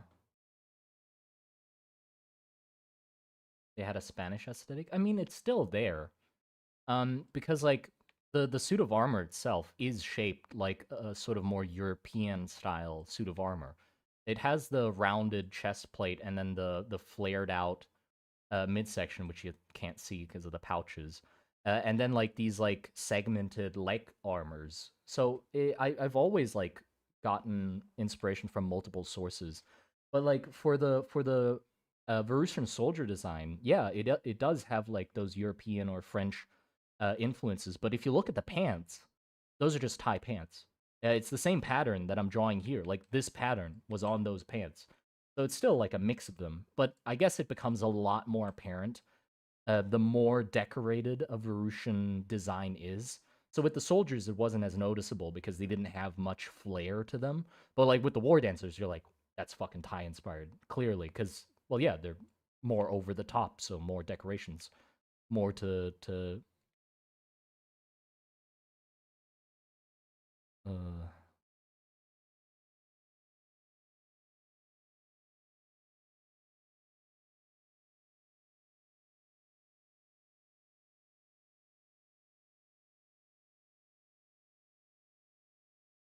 want lines.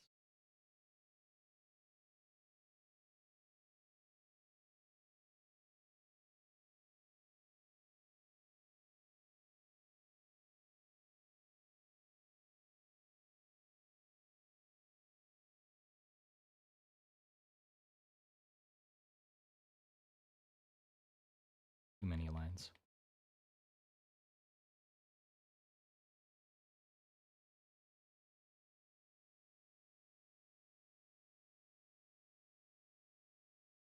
That works.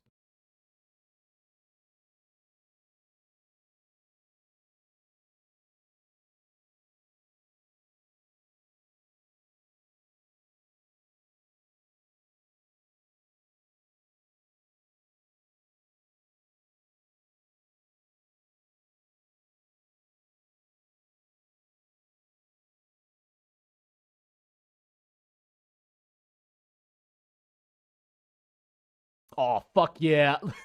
Immediately, I drew in the spiral. I was like, fuck yeah, that's a good spiral.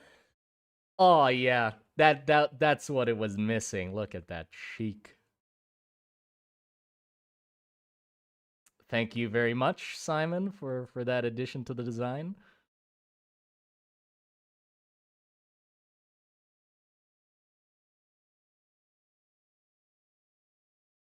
That looks nice.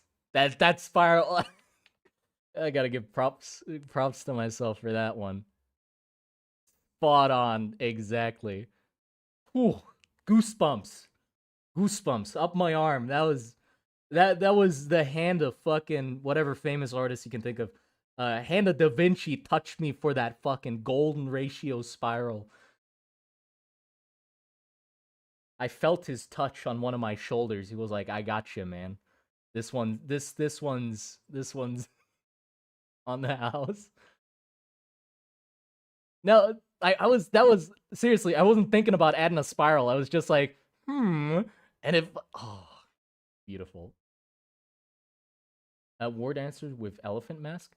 It's sort of it's like an elephant, but also I'm modeling it after kind of a exaggerated looking war boar. You know the war boars? So actually it isn't a pig mask per se, it's a war boar mask. But they look close enough. Like it's like a mix of both. So cuz the war boar has like the big ears, that's why this mask has the ears and the tusks. And these are also supposed to be war boars, but exaggerated to have like a longer trunk and stuff. But yeah, because the god of war Veruse's in Veruse's religion is basically a multi-headed war boar, with each of its head being like an aspect of the god of war that can come down and aid them in the war. So the armor is sort of designed basically to symbolize it embodying an aspect of the god of war. Uh, and also the reason like the war boar is illustrated so inconsistently, where it's like exaggerated to have like a more elegant look to it, is because the war boar is kind of ugly, right? And it sort of feels more like a creature that would fit with Ram, honestly. But I've like flip flop back and forth between if it should be Ram or Veruse that uses war boars. But in the end, I decided it should be Veruse because like war elephants and that sort of stuff was always less of a tactical, like truly a good war weapon, and more just a sign of fuck you, we're better. Like a status symbol of like, and also just, most people have never seen an elephant back when they were used in war, so it's a way of intimidating the enemy.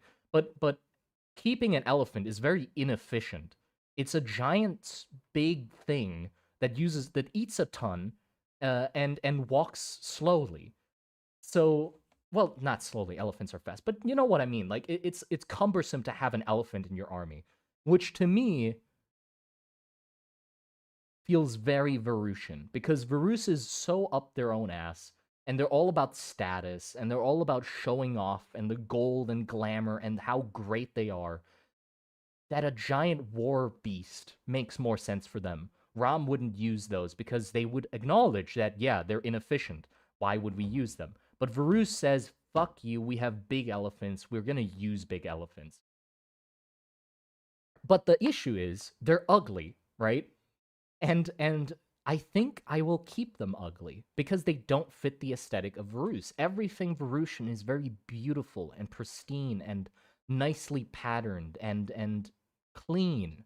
So I feel like it's very interesting that they have this giant creature that's like a status symbol that's just ugly, but they put decorations on it to hide that fact. And the way they illustrate it in art is to hide that fact as well, where they illustrate the war boar in these ways, where they make it elegant and beautiful and the tusks nice and curved.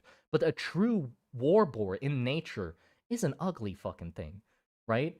It's covered in mud. That's its nature. It covers itself in dirt and mud to protect itself from the sun and keep parasites off and stuff. But when it's in Veruse's care, they bred the things to have bigger tusks, nicer tusks. They clad the thing in gold and armor and metal to hide the fact that it's this ugly thing and embellish it into the beautiful war machines that they have built it up to be, you know? Um so I think that makes sense. And it's sort of like a fun look into how Veruse functions. Like it encapsulates Veruse's mindset where they hide everything about themselves that is less appealing and ugly, and they try to show this facade of gold and beauty and perfection. Like in their city as well. I try to like put this in any part of Veruse that I can. Even in their city, I want it to be the case that the industrial uh aspects of the city, the factories, the blacksmiths, that sort of shit, that is hidden. It's like Disneyland pretty much, where they try to hide that shit behind facades of beauty. They clad factories in gold and decorate the ornaments, the ornamentation on the outside. The pipes and valves and that sort of stuff is hidden behind double layered walls, which to the downside of the workers, of course. So like the workers work in these stupid cramped spaces inside like hidden walls and cupboards because Verus is all about hiding the ugly truth. Um to the downside of their own people. And so like the exhausts of the factories and stuff are all like bundled together in these nice decorated pipes and stuff. Sort of all of that, you know? And I like that a lot because that's sort of what Verus is. It's a facade. Verus is up their own ass. They're a facade. They're a mask that they wear because they've been up their own ass for so long, you know? But in some parts, it's starting to crack. I also did that for the gas masks for Verus. If you see, um, ROM gas masks are actually nicer than Verusian gas masks. ROM gas masks are heat treated and molded into the face of a person, and it has like these decorative elements to the gas mask itself, right, that they wear. And the reason that Ram does that is to sort of remove the individuality from the soldier to make them more of a single unified unit so that all of them have like the same face, right? That's the intent of having a face over their gas masks or having their gas mask look like a face for them. Um, like a unified face of the people. But for Veruse, they fucked up pretty much. What Veruse did was they fucked up. They started making gas masks because of the chemical warfare in the war, but they mass produced one type of gas mask, which was when they were still like loose and saggy. So they have like those old gas masks that you sometimes like if you search up old gas masks, you'll see that before they were like made out of rubber and stuff, they were basically just bags over people's faces. And Veruse still has those because they made so fucking many of these that they still have piles and piles of them. And so they have these like floppy ass like tube gas masks that look like this um that the soldiers wear, which completely doesn't fit with the rest of their aesthetic. The beautiful curved helmets and the decorated plate and the nice pants, and then this just stupid sack on their face, right? But the issue is they fucked up and they don't want to accept the fact that they fuck up, and they don't want to turn back on their decision because they have all these gas mechs. They want to use them and utilize them, but they don't want to like um look ugly. So what they did was they made it so that soldiers wear the gas masks, but they also get issued an additional metal mask that needs to be clipped over the gas mask that's like ornate and decorated and looks like a nice pleasant face. They took basically they stole the idea from Ram, but saw it that it was like tasteless, that it was like this ugly gas mask face, and they thought, well, we could do better. So they made like a nice metal face on top that represents their like cultural art, where it's like nice and flowy, nice eye shape, and beautiful lips and stuff that their soldiers wear on top of their face to hide the gas mask. So the intent is different. They both have faces on their gas mask or over their gas mask, but for different reason.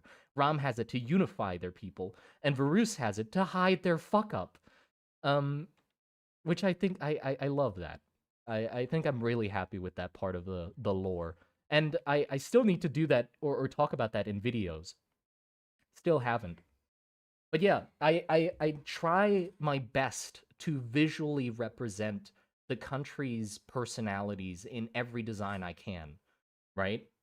So their soldiers tell you something about how Ram and Veruse are.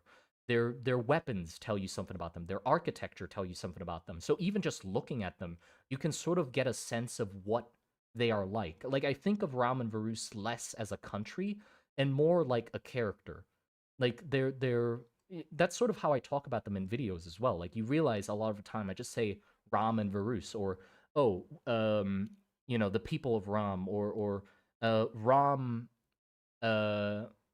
decided to do this and decided to do that. It sounds more like they're an individual than a country, because that's sort of how I think about them. Oh, thank you for the 2 USD. Appreciate it. The Murrock, thank you for the $2. Literally the crying Wojak wearing Chad mask meme. Yes, exactly. That is what Veruse is. They're little fucking crybabies. But okay, let me rephrase that. The thing is with Veruse is you can't really blame them for their over exaggeratedness or how much they show off, because in truth they are that amazing. Like they were that powerful and that awe-inspiring and that ahead of their time and powerful to be able to boast that much. So before the war, they were talking the talk and walking the walk. They were all bark and also all bite. So it was justified, right? But now that they're sort of like on evil footing as Ram, they are starting to fall behind. So that like boasting is now starting to become arrogant. It used to be very reasonable, like yes, they are a great country. They are in trade with most of the world. They are at the forefront of magic besides Burla. Obviously, Burla was like the forefront of magic, but Veruse was second best, pretty much. The reason is because, well, Burla didn't share their secrets, so of course nobody was going to beat Burla to it. But Veruse were in trade with everyone, and they were willing to share their secrets. They were incredible at selling things and buying things and everything. So it was appropriate for them to be called the City of Gold, or the golden spires that top their churches and temples made sense. Now it doesn't as much anymore because they've fallen from grace quite badly. Um, but they still try to keep up that facade for sure. Yeah, do you think we need more detail on this? I don't think so. I think just this much. It's very clean and nice to look at. I don't think I want these like little nubbins here either, because that just distracts from the flow of it, doesn't it? Yeah, like look, that makes it busy, I think, or like confusing here. I think that just that maybe like a second line to like help separate it from the armor more.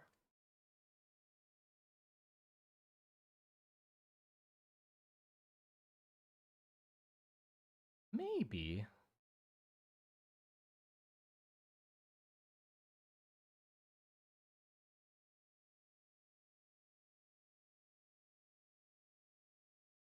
Also, not really. I don't know. Let's leave it for now. And I'm gonna do the like little segments of the armor. And also I need to draw it up here as well. I'll just copy it over because it's the exact same. I want to torture Shabby as little as possible. That part's the same as this top part. In the original, actually, they're a tiny bit different. This one's a little shorter, and the pattern's a little different. It's blocked behind this, but it's a little different. But I'm not gonna do that to him. Um, Hold on.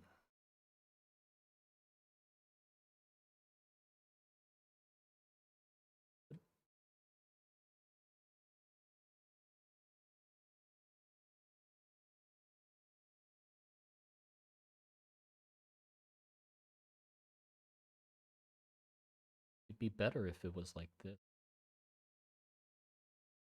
No, not really. I'm kind of still bothered by this bit here because it's kind of stiff. The rest of it like flows, flows, flows, and then just punk. Another bit comes out. It works, but I feel like it could work better. You know,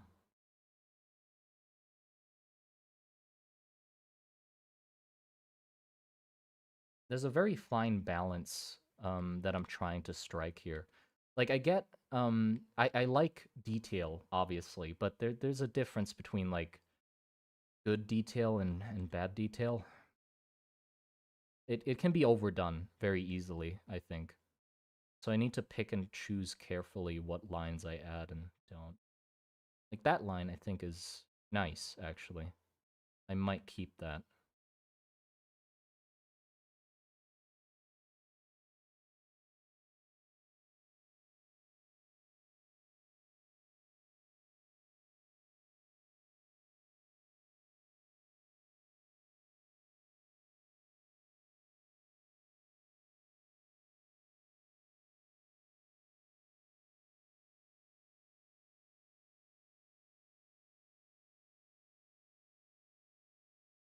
Connected. No, that doesn't make sense. I could add another layer here, but I really like the size of the spiral. Like this could be a nice way to tie in this side piece, but the spiral gets cut off, and I don't want to shrink the spiral either. Um,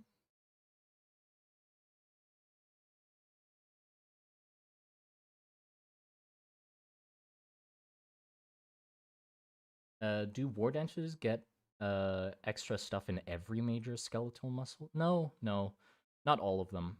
Um, it depends on the war dancer and what their purpose is.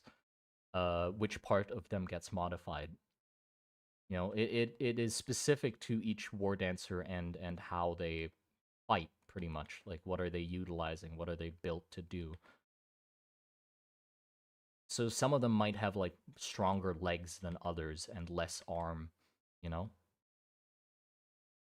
Or like a stronger back for specifically lifting heavy things. Like if it's a I'm imagining if it's like a armored war dancer and they mainly just are supposed to hold a really heavy cannon. For them, it's like they need really strong back muscles and their arm or their legs aren't the legs are important because they're holding heavy armor as well. But their arms aren't as much of a priority because they just need to hold up the cannon so just don't tip over. Back muscles will be their main focus. But with like a war dancer like this, where it's like they're in combat in the trenches, it's like sort of an all-rounder where they have their arms modified, their legs modified, back and like chest muscles, maybe some on the stomach area, but nothing like too specific because the rest of the muscles that don't get modified sort of they get rounded out by the physical magic. Like the war dancers use like physical magic as well to enhance their strength, so that helps like keep up or help the rest of the body keep up. Actually, I don't know if I like the eyebrow because it for some reason it makes it so it's more detailed than the rest of the head. Like just that.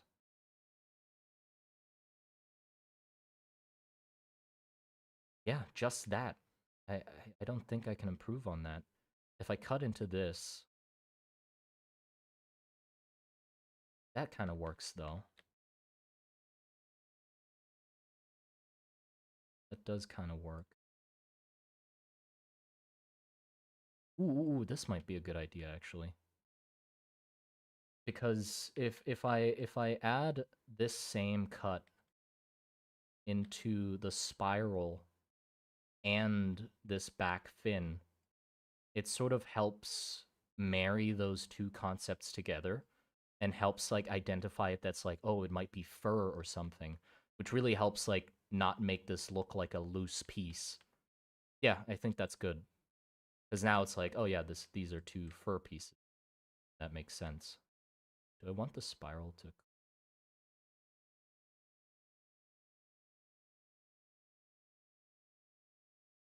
That's sort of how the flow is going.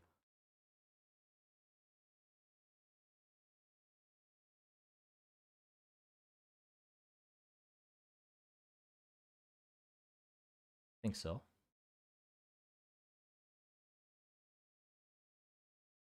Yeah, that works.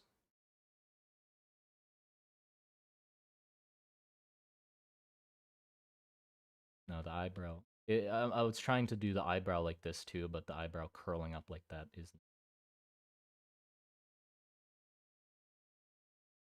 Yeah, there you go. Just think about how it wraps around the leg. I mean, it doesn't really wrap around the leg. These are quite flat on either side. Does it make sense? No, not really. But I think it helps add to the like battering ramness of this design. The helmet is pretty much just a triangle, like the front of a boat. So the legs are also pretty much that, where it might not be that easy to tell in this, but if this is his leg, right? Um, like his leg muscles and then his foot here at the bottom. Whoops. Like that, right? The armor pretty much goes like this. Like that's just the armor. There's probably padding on the inside, but we'll most likely not see it in the model. But maybe it flares out a little to the side like this, but it's just a fucking square. To the top of the pants, like you can tell, this is only at the bottom, by the way. It sort of has to be like a gradual transition where the top of it's more curved, like this, because it starts at the curved armor, and then it slowly fans out like this, and then becomes more pointy towards the bottom. And at the bottom, it's just a fucking square, like a triangle. Because I think it just fits the shape language of the design already. Just fuck you going forward, battering ram shape. Um, Seafaring in Western trenches, we have thought about it, like how naval combat and for 100% naval combat exists in the world. If there's a war happening and there's sea and water to be waged upon, then there will be waging happening. But we're not yet that sure how or what is used in fighting on the water. You know, not yet that sure about it. Not yet that sure about it. I think that's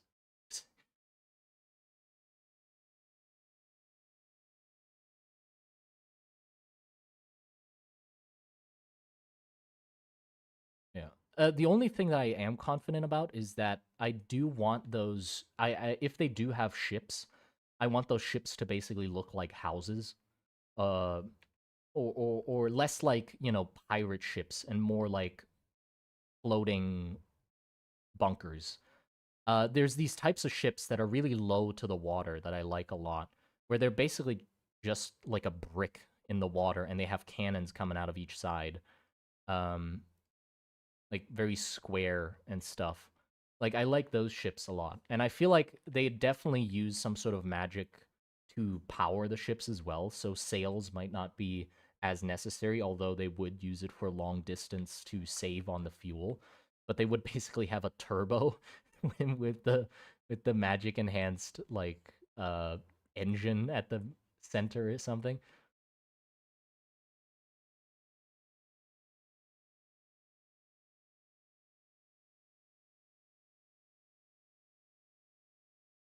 I'm kind of stuck right now because the design I drew makes it seem that it's right from the side. But the sketch I did makes it seem that there's a little bit here. But you can't see that, because if you did see that, that means that the pants is this wide from the front, because you can see that part. But if it's like angled, like I said, like sort of like this, you won't be seeing that side. Oh, shit. I'm just gonna do this.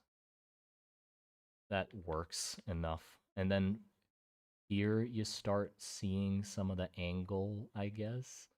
It's not perspectively correct, but who cares? It's fine. This is just for the sake of using for a 3D model, so it's fine. Not like he needs it to be 100% accurate so he can make a perfect 3D model of what I need. And my job is to not make it confusing.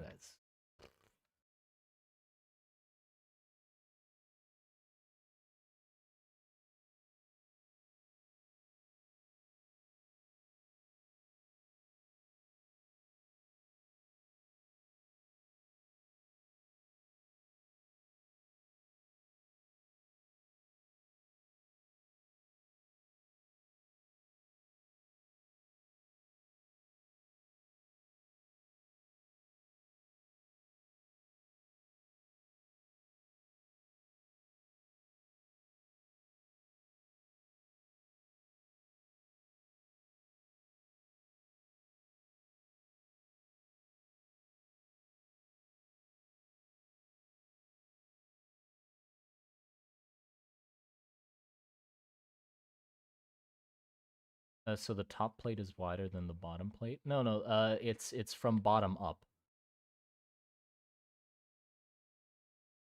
Or what do you mean? I'm gonna have to like draw diagrams or like breakdowns of the shape to try and get them to or try to make sense of it. I tried before and it does sort of make sense. I'm just worried that it's not possible in 3D. We'll just have to see if it is. Um, if not, we'll have to do some weird trickery or something.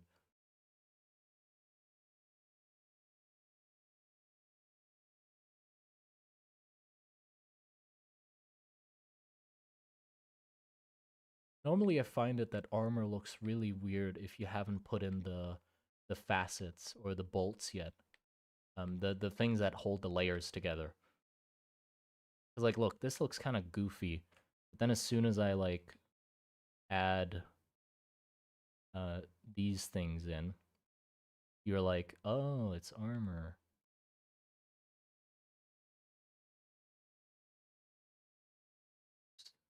To keep them even.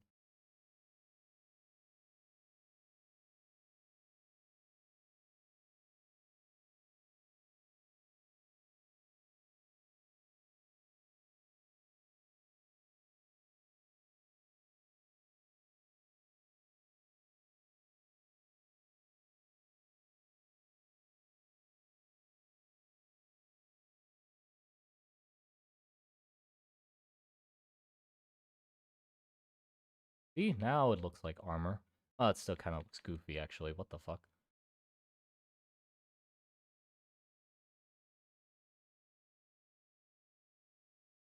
Hold on. Why does it look goofy? I think it's not enough plates. The rest of the guy looks really big. And yeah, I need to add more layers. Whoops.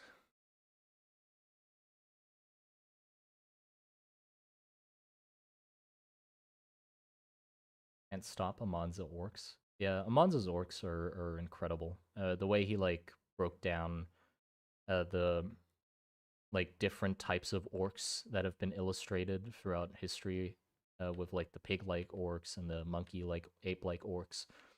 That was really interesting. If anybody hasn't checked that out yet, by the way, Amonza on YouTube made a video about designing orcs for his world-building project.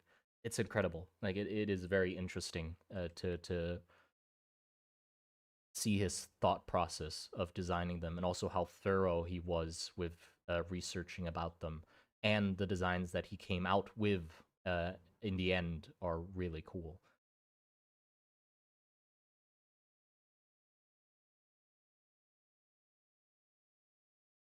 Swear only Veruse has trade with the dwarves. Yeah, they've monopolized trade with the dwarves, so if you want to have something that the dwarves sell, you have to buy them through Veruse.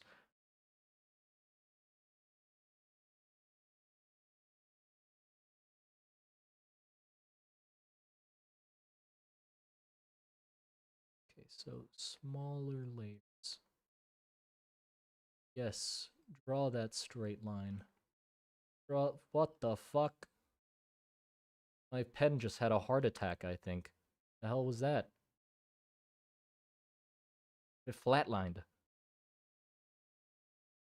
I accidentally pressed one of the buttons on it.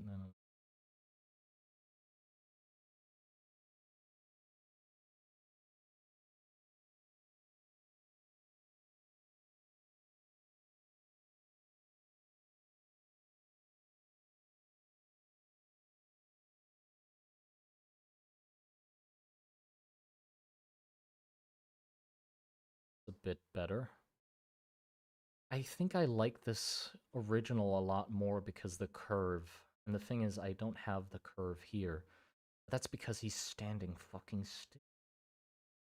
I hope it's gonna come through in the design. Or can I add the curve? Like, at least not have it go inwards. Yeah. A little outwards.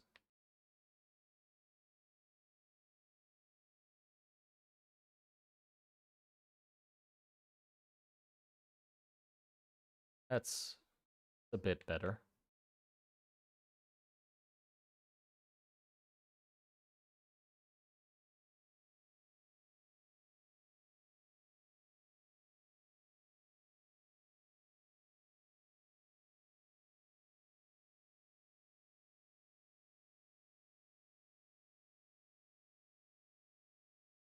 Let's use the straight line tool. Should have used it from the start, now that the lines aren't.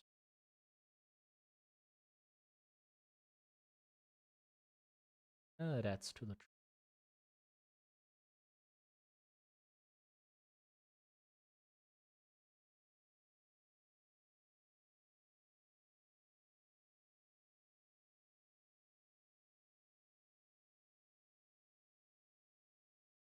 Also, might want to add a bit of curve on this side to help show which side is above which.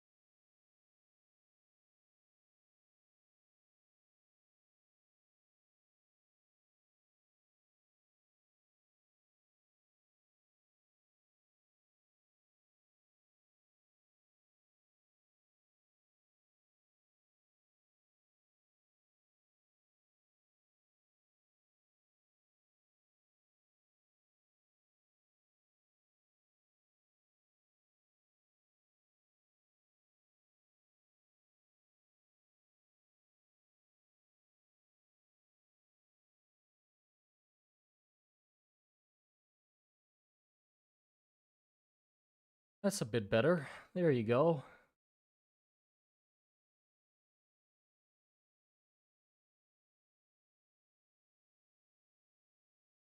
Good luck with the design, Simon. Thank you. See you, Fingus. I just beat Intermediate Minesweeper. Congratulations. You're a nerd. No, but that is cool. I've tried playing Minesweeper. I know the rules and stuff, and I can like get through it to a certain point, but I always find myself getting stuck at some point, being like, well, shit, there's no way for me to actually know which one it is. And probably there is a way to know, I just am not enough to know it.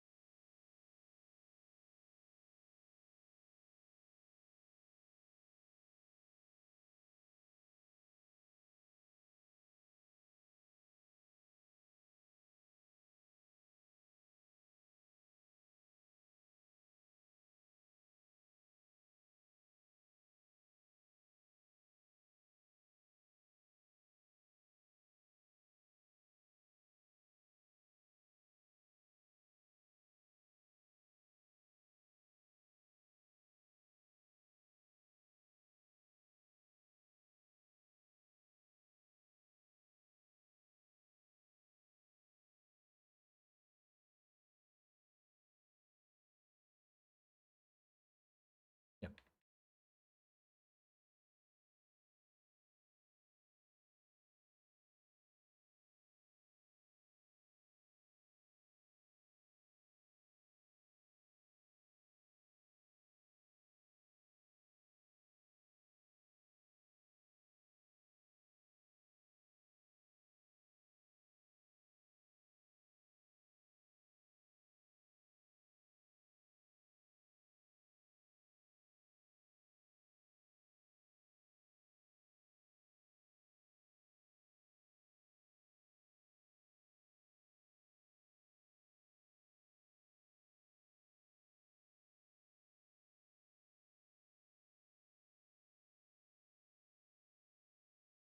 Is that Snout Flames? Yes. Yes, it is Snout Flames.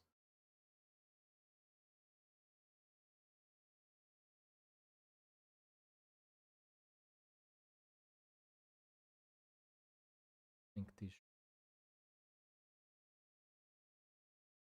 do end in a...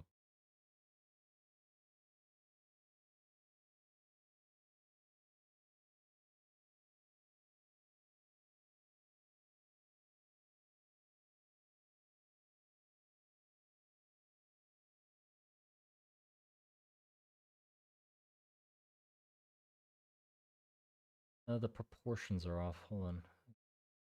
My memory for the dim. My reference.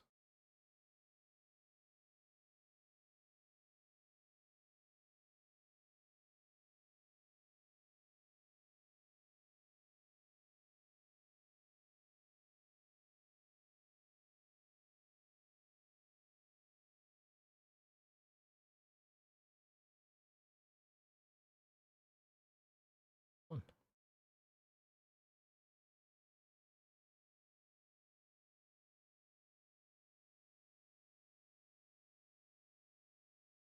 I could just put it in.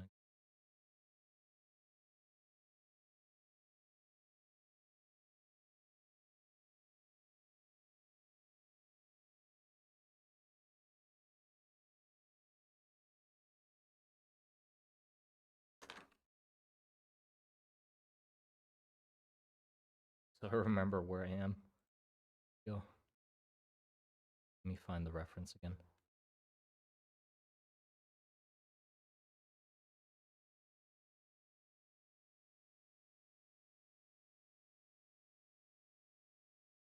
I just don't like that the proportions are off.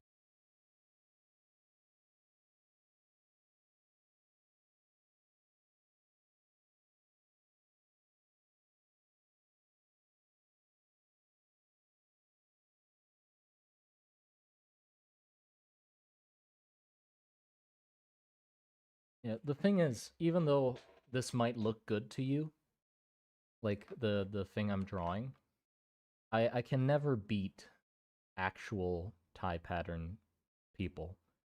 Like the people that actually study them properly and know all the proportions and the flourishes and shit.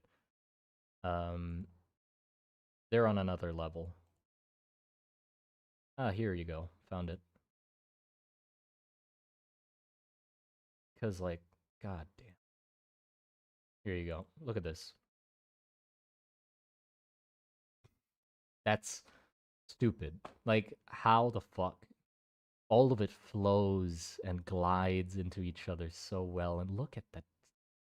This is what I took from. So like, if you thought mine looked good, like, oh yeah, this looks good. No, it doesn't hold a candle to the fucking reference. I can't draw this shit. And Shabby sure as shit can't model it. Like, I mean, he could, for sure. I'm confident he could, but holy fuck, is it gonna take a long time. Um, so yeah, like, look, I took I stole the flame from the thing, but like, look how much shitter mine is. Like, yeah, it's like, okay, yeah, I did make a mistake. Or generally, I've sort of forgotten or lost the flow of the original. Let me try and reignite.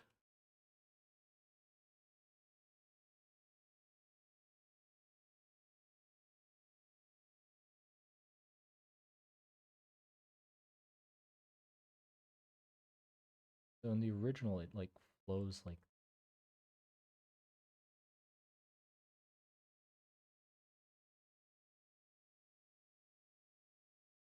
I can't. That's the thing. Like this pattern is so much harder than what I've been doing. I'm basically doing tie patterns for kids. Like these are all the like simple ones that are very rudimentary. Like this is literally the first one you draw if you start practicing tie patterns. This, the flower. And this like cross like the pants pattern and the circles on the edges and this is like yeah whatever. But then like as soon as you get into this shit, and the thing with this is you might think like, oh, they're just putting down shit wherever they feel like it. No, I have a book of the damn stuff of tie patterns. All of them are broken down into smaller components, and all of them are measurable. So like all of them break down into either golden ratio or equally distant from each other, or like the spirals in all of them are measured. This isn't just like a go by your feels type of patterns. All of them are intentional, which is terrifying. Like, hold on. It's based on a grid system. I want to take a picture of this one because it very much shows what the hell I mean. It's such a simple pattern or such a simple shape, but broken down into so many small ones. Okay, there you go. Took a picture of it. Um, I'm gonna send it into. You should share the Figma file. No, no, not yet. I know I should share it, and don't worry, I will. When it's like somewhat, but there's like nothing on it yet. There's nothing to share. Or nothing workable share. I still want to like fiddle with the layout a bit. But it will be shared in like a very unfinished state. Don't worry. I'm not gonna be like, oh, but I need to add this and that first before sharing it. No, we'll work on it together. But it just has to start off somewhere before that. Okay, here you go. I'm putting it in Monster Garden chat. Like, look at this. That's sort of like the base idea of how tie patterns function. Is just like a very simple large shape, and then you can just keep fractalizing it downwards or inwards and just keep getting smaller and smaller with it. Um, it's in the Monster Garden chat now.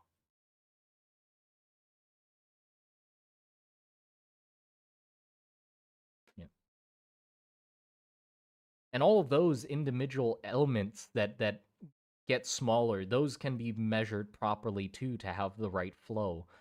Um, and I'm not doing any of that in my ones. So like I'm losing a lot of the beauty of what is tie patterns actually, where it's like the perfect ratios between things. That can't be a language. It is that is a language.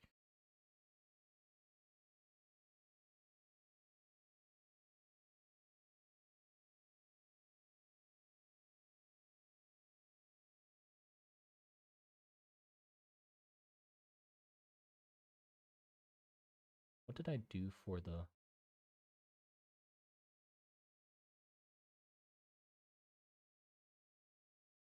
I'll just do something like this. Just keep it simple. I'm sorry. I'm disappointing my fucking whatever art teacher or like a Thai artist that artisans that dedicate their life to these patterns are probably shaking their damn heads due to what I'm doing to them or how much I'm like butchering them. Like, this is as best as I can without dedicating my whole damn life to the things. They're so hard and study intensive to like get good at them.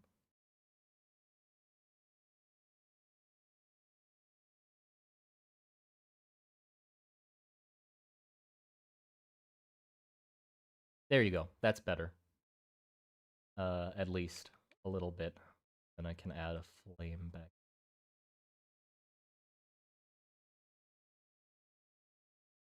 That's nasty work. Yeah. Um, dude, there's an artist, like there's a very famous Thai artist, who's famous for a few different reasons, but one of them being that he's very rude, when you talk to him. But another being that he's really good at Thai patterns, and he basically made a temple. He made a temple called the White Temple, with like a group of people, obviously not just himself, but he's like the designer in it of it. And I went there, and holy shit, like the amount of like detail on it and stuff, and his like painted work as well. There were some cards to buy in the there was like a museum section that showed off some of his pieces, probably not originals, but like prints of his pieces. And all of them are just disgustingly detailed. It doesn't make sense. Like he has nailed the Thai like um calligraphy or whatever this called Thai patterning style. And he just draws like fish and giants and gods and stuff, and all of them are so ornate, and the White Temple is nuts. It is like, especially like it's definitely not an actual temple like that monks reside in. It's an art piece that is a temple. Because there's like a whole section in front of the temple that's like a walkway up to the temple that has a pit. There's not a pit, but it like there's a bridge that goes over like a section that dips down, and in that section are hands grasping up, representing hell, and there's demons on the side of the pit that are stabbing the people, trying to reach up out of the boiling pit of whatever. Um, and then you ascend to the temple, and then like it gets more angelic and stuff like that. It's nuts. That place is nuts. That somebody fucking built that. We want the name of the pattern books. Oh, it's called Silapa Thai.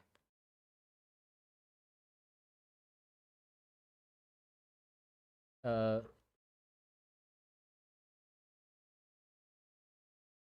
it's called no, sorry, it's called พื้นฐานการเขียนลายไทยเบื้องต้นศิลปะไทย.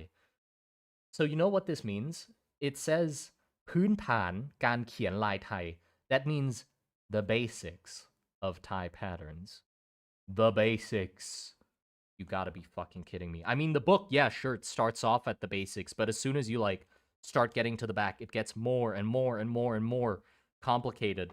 And at the way back, it like shows examples of full canvas works that utilize the patterns within the book.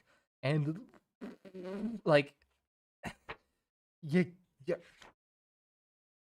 yeah, yeah. Hold on, I'll take a picture of the front. Sorry. Yeah, I'm gonna need a spelling of that sheep. I'm sorry, I can't spell it because it's Thai. Or I can't spell it to you in the chat, so I'm just gonna take a picture of the front of the book. There you go. And I'll take some pictures of like sample pages inside as well. Obviously you can't read it, so I don't think there's much. I mean, you don't really need to be able to read Thai to use the book because the diagrams break it down really nicely on how each of the patterns works and what the ratios are. So I don't think there's much issue. Yeah. Hold on, I gotta take a picture of the last page as well, just to show you what the hell kind of madness it gets to. It's just like, oh yeah, now that you've studied this book, here you go, you can draw this now. You can draw this, yeah. That's reasonable.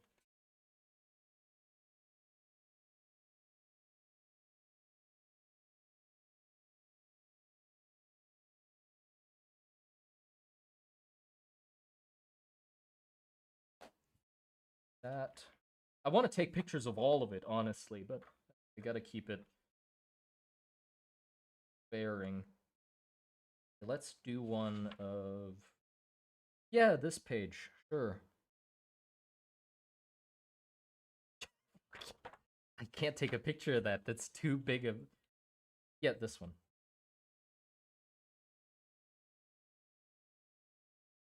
It looks like there's dirt on it, but I think it's because it was taken, like it's a picture from inside a temple somewhere that they've put grayscale over. Um,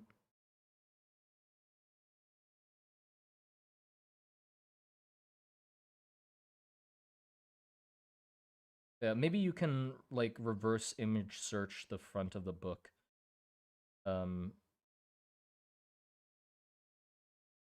But yeah, sometimes I just like sift through it to get inspiration for the patterns that I use for the designs, but I will never like actually try to study it because I mean maybe I will, but very unlikely. Okay, I'm putting it in Monster Garden chat. Monster Garden in the Discord server if you want to see it. That's the cover of the book and some of the pages inside it, which help show what the hell is going on. Hold on, it's still loading. Still loading. How to draw an owl. No, it's better than that, all right? It gives like step by step. That is more than 2 steps instructions. No, okay. The image that I showed at first was just explaining that there's a ratio to it. It wasn't actually like that's not how the rest of it is. Like here, I took a picture of an image that showed like in the middle of one of the guides that from 11 triangles. No, it does go into it. Don't worry. It does it's not just step 1, step 2. Look here. Like it gives you all the tools to be able to understand and break down the math or like the ratios of the later works. So don't worry. It doesn't like just throw you into the deep end like that. But at the end, that is for sure a fucking deep end, all right. It's like look at that last page that I showed you, or that I put an image into the. Hold on, I'll just put it on stream for the sake of people who are not in the Discord. Here, this is what I took a picture of. Look at this. It's like, oh yeah, just all the patterns. Give me all the patterns. Is there some empty space on your canvas? No, let me fill it with patterns. What about the background? Should we make the background less patterns so that the pattern characters stand out? No. Let me fill the fucking background with all the patterns. You know? Like this is what they didn't consider any sort of like balance of empty space and patterns at with like Thai patterns. Thai patterns are all about all the detail everywhere all the time. And it's beautiful. I think this is gorgeous. It's absolutely gorgeous to look at because all of it just flows so nicely into each other.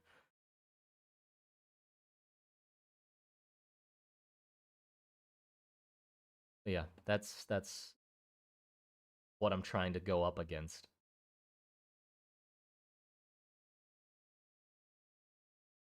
What is that Discord banner in the top left? What do you mean? I can't see. What the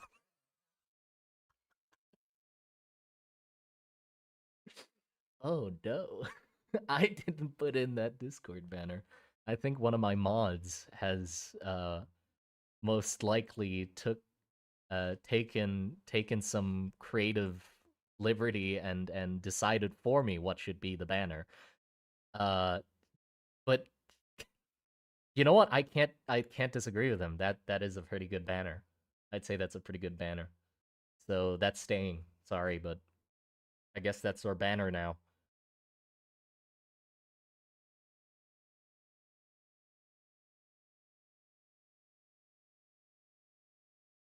I'm the guy that keeps bugging you for the book and live stream. Well, yeah, no worries. I mean, yeah, it's reasonable. I'm talking about this book and talking about how good it is, and not sharing the title of the book. So here you go. But yeah, I have another one as well that's also really good. Not gonna share this one because I'm too lazy to go and get it. It's basically the same where it doesn't teach you tie patterns, but it's a book basically filled with Thai fantasy creatures, so the mythological creatures from like Thai mythology, all illustrated in that style. And there's a ton of them. Most of them are from a place called Pa Himapan, which is basically like the Feywild. It's the Thai Feywild. And it's a ton of creatures like half woman, half bird, half lion and cow and peacock and snake. You know, it's a lot of those from that era of like character design, era of character design. But yeah, but what's really interesting about that book is at the end of it, the artist does some Western mythological creatures in the style of uh Thai patterns. So he starts drawing like I think there's one about like Nessie or hold on. There's like the Minotaur and I'm going to get it now.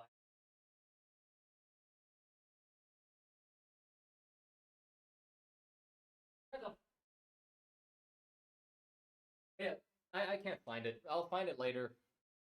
But yeah, it's like European and like other countries' mythological creatures depicted in the style of Thai calligraphy or Thai art, which is really interesting.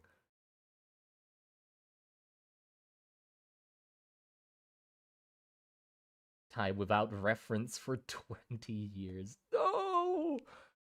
The worst punishment.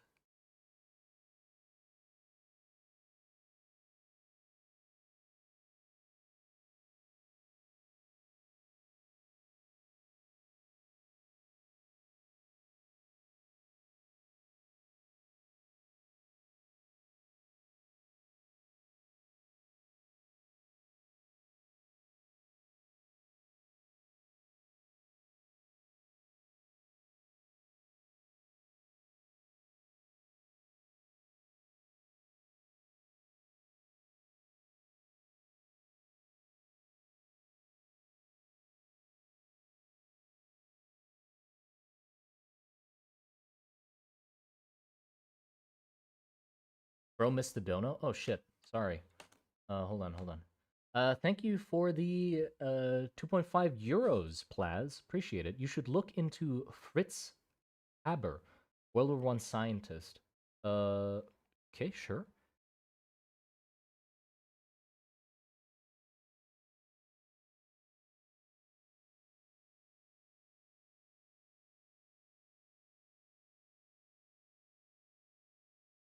Was a German chemist who received the Nobel Prize in Chemistry and his invention, Haber process, method used in industry to synthesize ammonia from nitrogen gas and hydrogen gas. This invention is important. It's the guy who fertilizer. It's the guy who synthesized ammonia for fertilizer. I know this guy. Yeah, I completely forgot his name, or I never remembered his name in the first place. But I've heard of him. Yeah, yeah. It's really interesting what he did. Is there anything specific about him, or that's pretty much all I know about him is that he figured out how to make pneumonia or ammonia, pneumonia, whatever.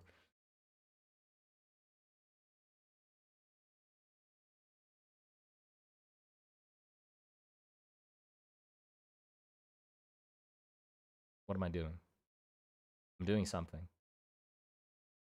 Right, right. Okay, yeah, I remember. I was gonna... I'm cheating. That's what I'm doing.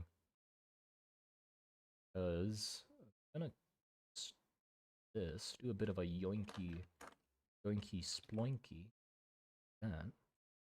Just fucking maneuver that shit on a bit up.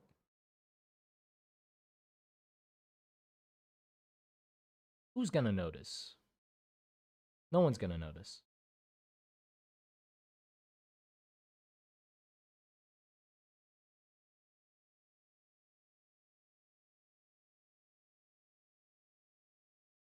I'm gonna make it even though. Yeah, there you go. Look at that.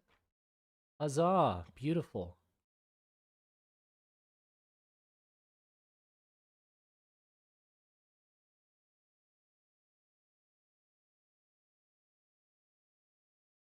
Whoops.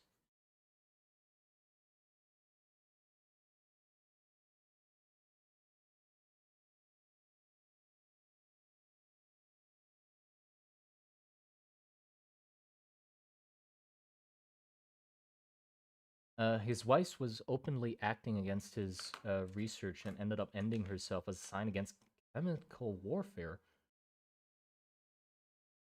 It was a doctor in chemistry in the first female one, actually. Oh, that's interesting. Could we get a war dancer that has armors, weapons designed for it by the dwarves, giving it a completely different aesthetic? I mean, that would be interesting as well. I don't know if that'll ever... Like, it wouldn't be, or it wouldn't actually happen in the world, but it would be a nice theoretical to play around with. I don't know if we'd bother to make it into a model, though. It's a lot of effort to make a model, and I'd have to design a whole nother war dancer with you know, dwarf armor.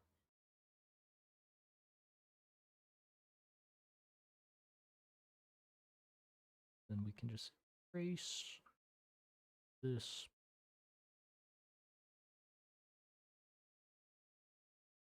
Easy.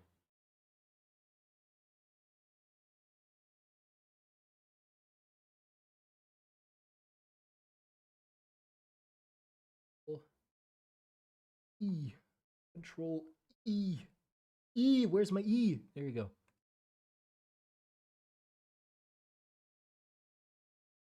And then just draw a line here to signify that it's like slowly turning. Ah, it's fine. The perspective of this should be changing. Ah, it's fine. Nah. Who's the CEO of drawing? They don't care. Who's gonna care? Nobody's gonna care. Beautiful. Beauty. He was basically a mad scientist that thought he did God's work and blamed the French for using dysfunctional tear gas first, so he escalated and used chlorine. Oh shit. That's interesting. Yeah. Any particular reason why you wanted me to look him up? Like, I mean,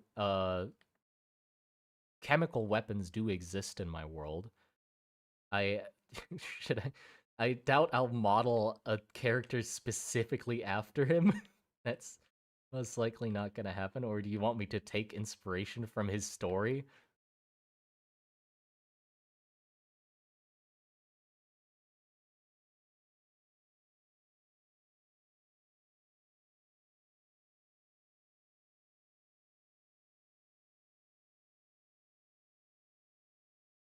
Yeah, we're almost done with the front, actually. God, great.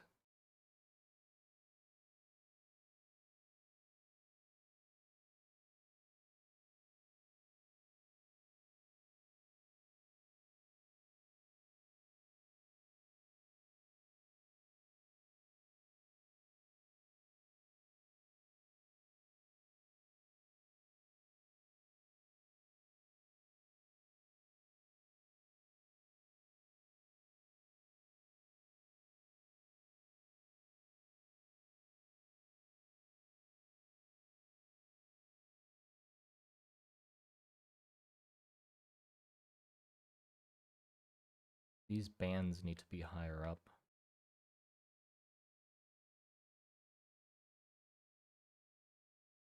Oh, actually.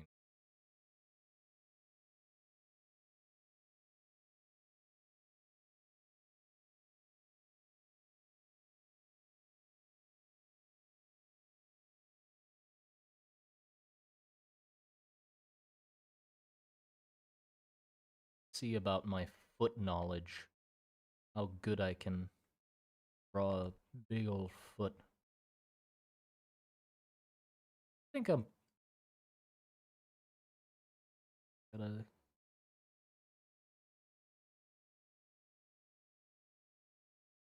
So the big toe's gotta be.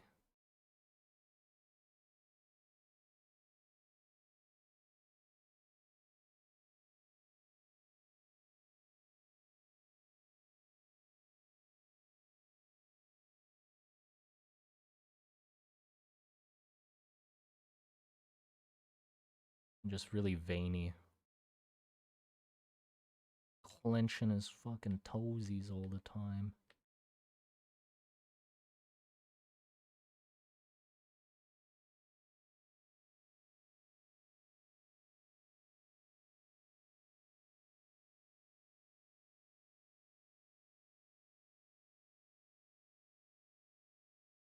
There you go. That's shit. It's a foot enough.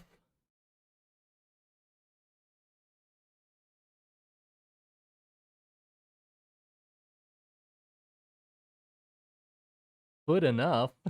Get it? I unintentionally made a pun.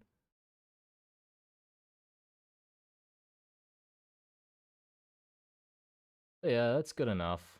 The fucking Shabby knows what a foot is. I don't think I have to be worried that he'll have trouble making a foot.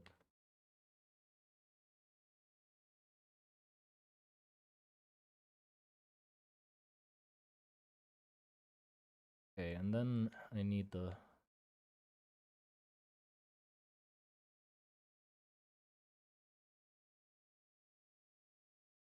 it kind of looks weird because annoyingly enough, the pants are perfectly not in view, which makes it look like he's like missing a piece here. But the thing is, the pants goes from the knees inwards like this. So it's perfectly getting blocked by the armor. I can make it droop down to here, but that's not how it is. His pants is up like it floofy to the knees and then it cinches down for the legs. And his knees are like here. So like sadly I can't draw anything in this empty fucking section and it looks weird like he's like standing weird, but no. At least I can draw the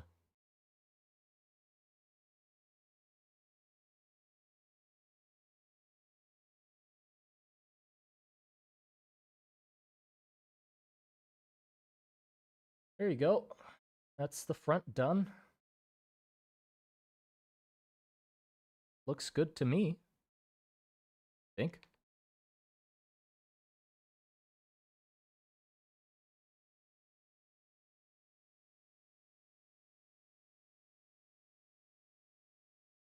Got that thigh gap. Yeah. What are we thinking? I think it's looking good.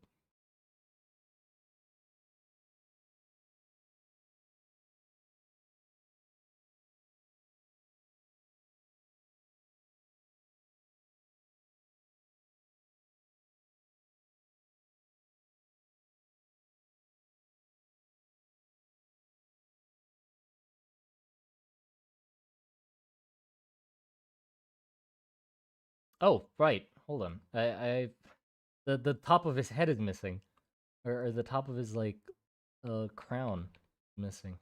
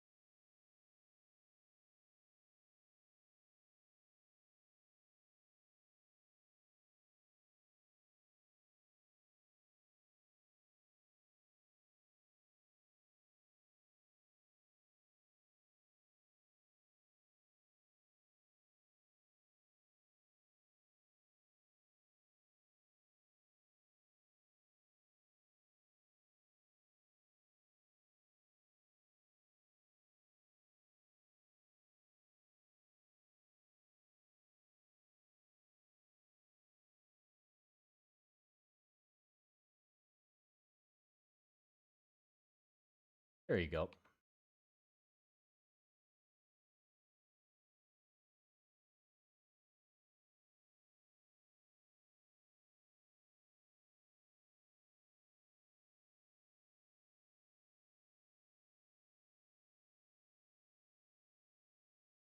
Now it's finished. It looks so cool. It's so goofy. There's a little tuft. Too short. He look, it kind of looks goofy. I mean, there's a level of goofiness to those head tufts anyway. That's I was expecting already. I was accepting that it was going to be a little goofy. It's the necessary bit that I really want to have. It does look a little more goofy than I expected.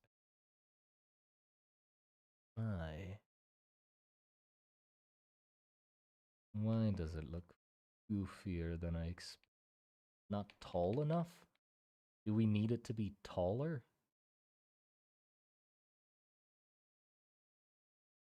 No, no, no. Looks fine.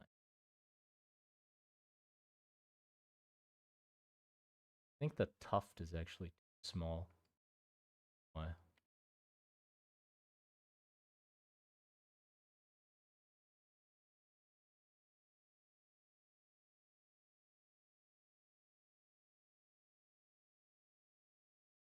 There you go. Yeah, okay.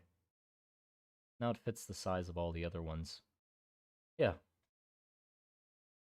There you go. The front done. After a lot of babbling and a lot of delaying, done. Now we gotta do the back. Which I'll probably do in another stream. I can't be bothered.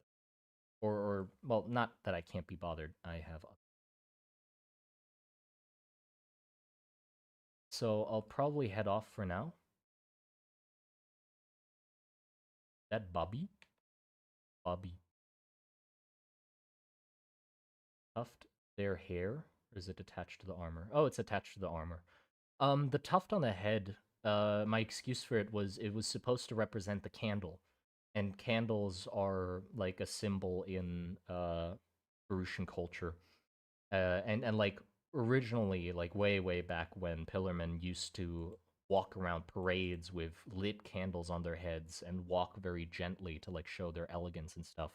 But nowadays, these spastics, giant muscle-bound things can't really stay still long enough to have the candle not go out, so they just have representations of candles.